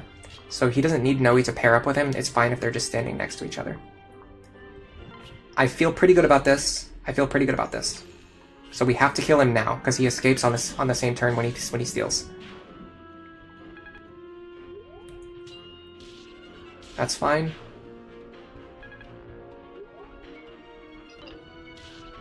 Yeah. So we don't kill ourselves, we just needed to dodge that axe, but we have a sword equipped, so he probably had like a 6% chance to hit us, or worse. Okay. Oh my god, the thief moved into a really bad spot. I don't know if I can catch him now. Right? I mean, there's no way for me to get all the way up there. Okay, well, I just have to sandbag for one turn, and I hope the thief doesn't escape.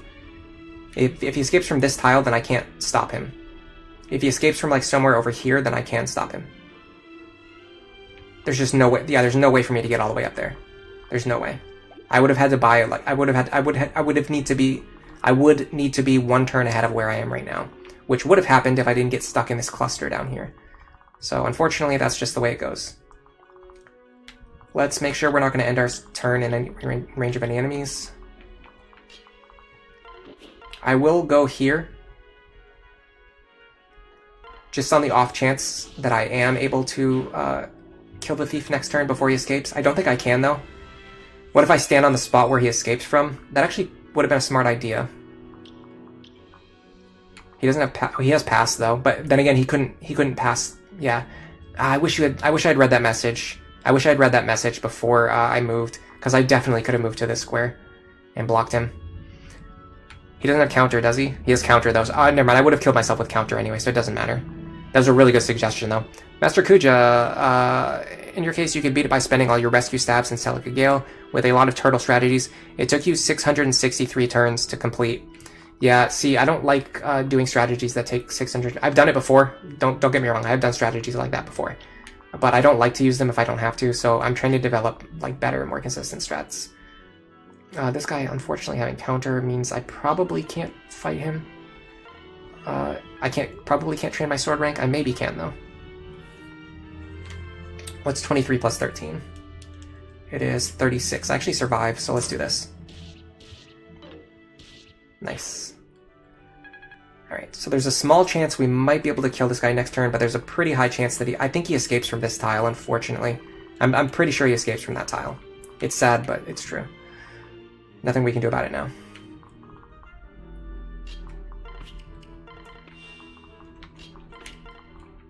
Let's open up all these doors. It actually might be bad to open up all the doors because it would be better if you could funnel the enemies through one choke point maybe. He does escape from that tile. Okay, I'm sorry. I'm not redoing this map again. We've done it 2 times already, and once was just because of me making a complete idiot play. Arcwind. Unfortunately, I think with Luna we don't survive the Arcwind. We survived it without Luna. With Luna, it's actually maybe we do 18 plus 15 is 33. I actually think we survived this. Yeah, we do. Based. I'm fine using a bronze bow here. Alright. Let's get Anna over here. We need to start picking up these chests now.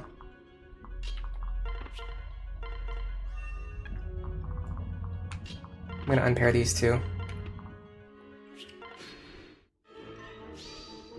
Yeah, we survived comfortably. Alright, we need to start regrouping, opening chests. Oops. Healing up our units. Good thing is she gets healed every turn passively while she's standing over there by herself. Let me send Libra up here, I think. And I'll keep Lisa with the other group. Actually, I'm gonna have to send Anna up here eventually. Yeah, whatever. Libra needs the experience.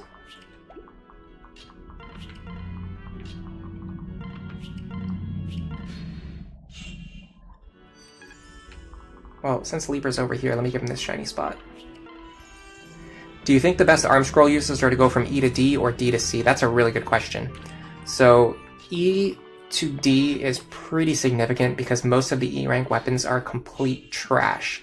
You get access to hand axes, you get access to javelins, you get access to forged iron weapons, which are really cost effective. On the other hand, the amount of experience to go from E to D isn't really a lot of experience. So in that sense, it's not as valuable. Yeah, I don't know, it's a tough call, especially because going from D to C also gives you access to killer weapons, which are like some of the best weapons. I'm going to be a lot smarter this time. I'm going to try to enemy phase the boss in a single turn. However, I feel like I need to send Robin back around now. I just realized I need Robin over here. And I need Noe and Lonku on the other side. I messed up my positioning.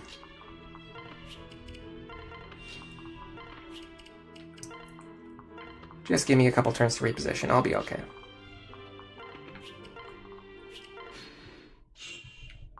Okay, so what I want is Hex, Anathema, and Solidarity here. I want this pair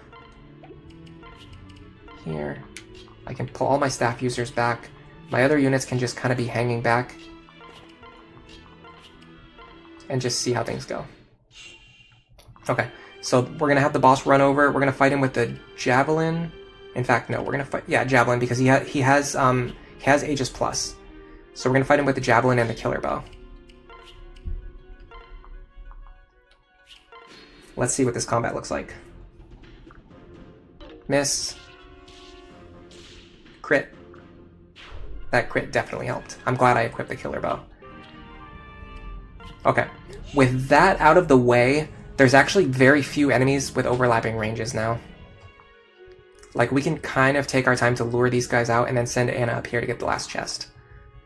So let's think about how we're going to have Anna get up there and get the last chest without getting caught by the other enemies. So what we have to do is, I think we want to funnel the enemies through here while sending Anna back up through the other door.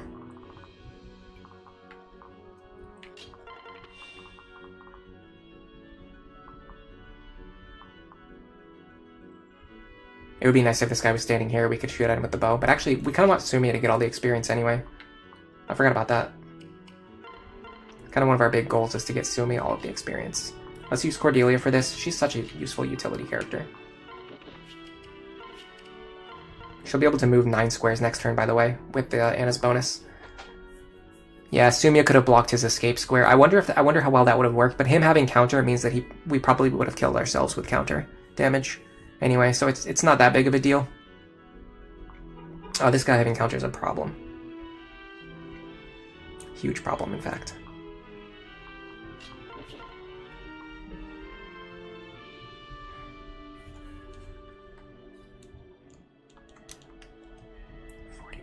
We would actually just exactly kill ourselves here. Assuming we don't dodge his attack. Oh no, actually we wouldn't, because this is actually tricky, because if we crit then we kill ourselves because of Aegis. Let's try to go to the other side instead then. Yeah, we can actually go over here. We can fight these two guys instead. I'm gonna keep using the killer bow, especially because we can't double this guy for some insane reason. Actually, we do now finally because we leveled up speed. Okay, what about having Robin on the other side?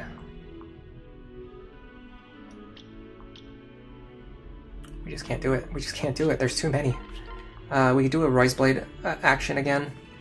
We would do 30 damage to ourselves, and then we'd kill him with the next attack. Yeah, let's do this, because I just can't deal with these guys with counter. I can't sandbag them for multiple turns.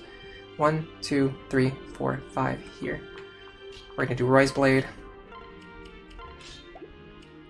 And hope for the best. I think this is okay. We should be safe. If this attempt fails, I'm just gonna save it for next stream. But I think we're okay here. I think we're in good position here. So this is fine. I don't think we needed that dual guard. This is fine. We're not going to kill ourselves with counter. We're going to kill him before we kill ourselves. We did finally got C rank swords on Robin. That's good because we're going to be reclassing the heroes soon. Okay. Now we've got 9 movement with Cordelia. We can fly all the way up here. Get this last chest. Nice little free mend staff is actually worth a lot to me personally, just because of how much it costs. This guy having counter, of course. All right, let's get Robin out of here. Now this guy cannot reach this square, so what we can do is this. Now that we're doubling these guys, we can switch to the bronze bow. We could even do Wind Tome. That's a little too cocky. Let's be serious. Let's use Javelin. Javelins aren't that expensive to replace. Okay, we can probably get one more kill on Sumia against this Barbarian now. Yeah, we can let Sumia get this kill on this Barbarian, and then she'll go into the next chapter on already on level 9. All right, we did it. Same thing to play around counter. We just dual strike, and then we let Crom kill him with the bronze bow. Nice. Didn't get very much rollover experience, but it's okay. We're level 9. We're only 6 levels away from Gale Force. We are getting so close, guys. We are getting so close. And we still have a couple of chapters before we need to finish training Sumia. So if you ever doubted that this was possible, I mean, you're seeing it. It's happening. There's no doubt in my mind we're getting Gale Force before Lucina joins.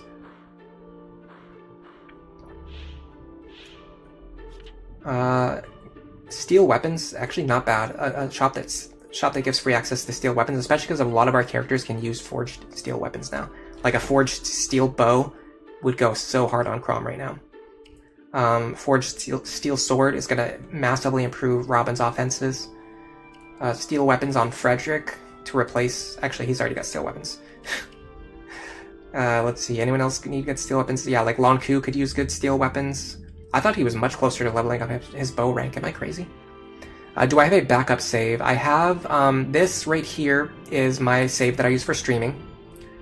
This stream here is for, this save here is for when I play off stream.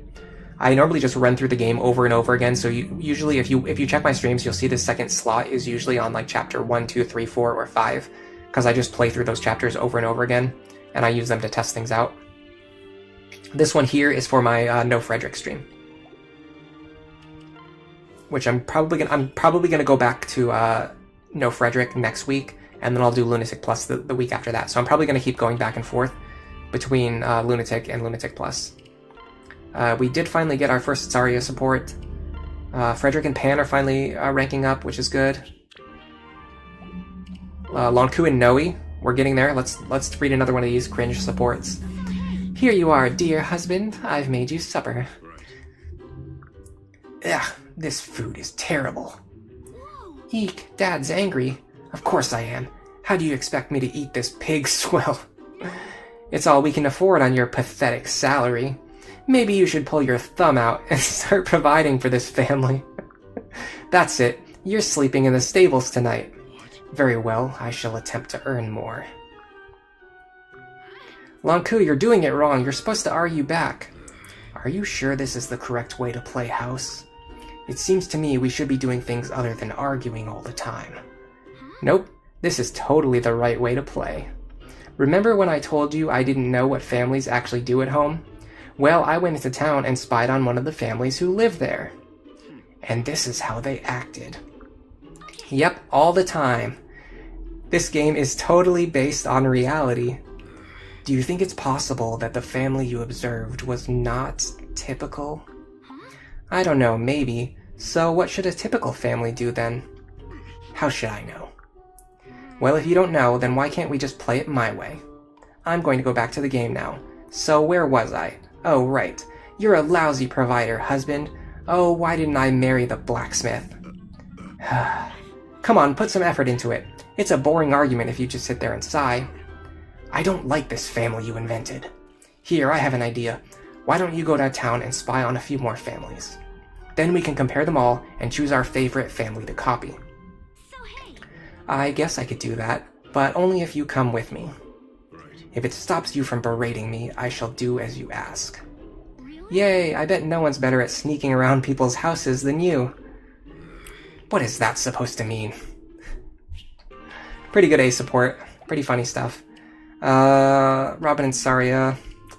We'll save that. We'll read that one at the start of the next stream. Master Kuja says, this is a very rom-com anime that came from the light novel dialogue. Everything's looking pretty good right now. I feel pretty good about the next stream. 3 hours is pretty good for me. I'm going to do a quick thanks to everybody. How far back can I go? I can't go back to the start of the stream. I'm just going to thank the people I can see. Thank you, Tricky. Thank you, Doom Desire. Thank you, Anfaresi. Thank you, Garrett. Thank you, Akihiko. Thank you, Me Mike. Thank you, Aether, for being here.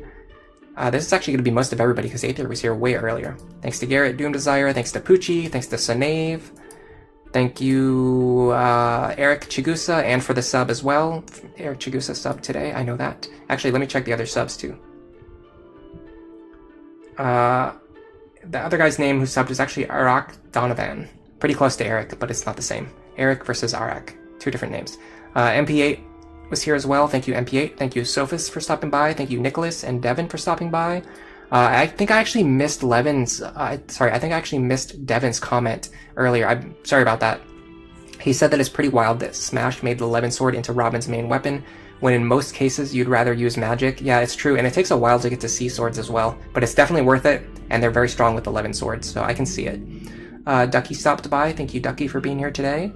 Thank you, let's see, there's Akihiko I've seen already. I'm gonna miss somebody, I swear. I'm sorry about that. Thank you, Crunk, for stopping by. Thank you, Nathan. Thank you, Akimbo Infernape. I know Browser Jr. was here. Nathan I already said. There wasn't two Nathans, that's the same Nathan. There's somebody else who I'm forgetting. Alpha C was here.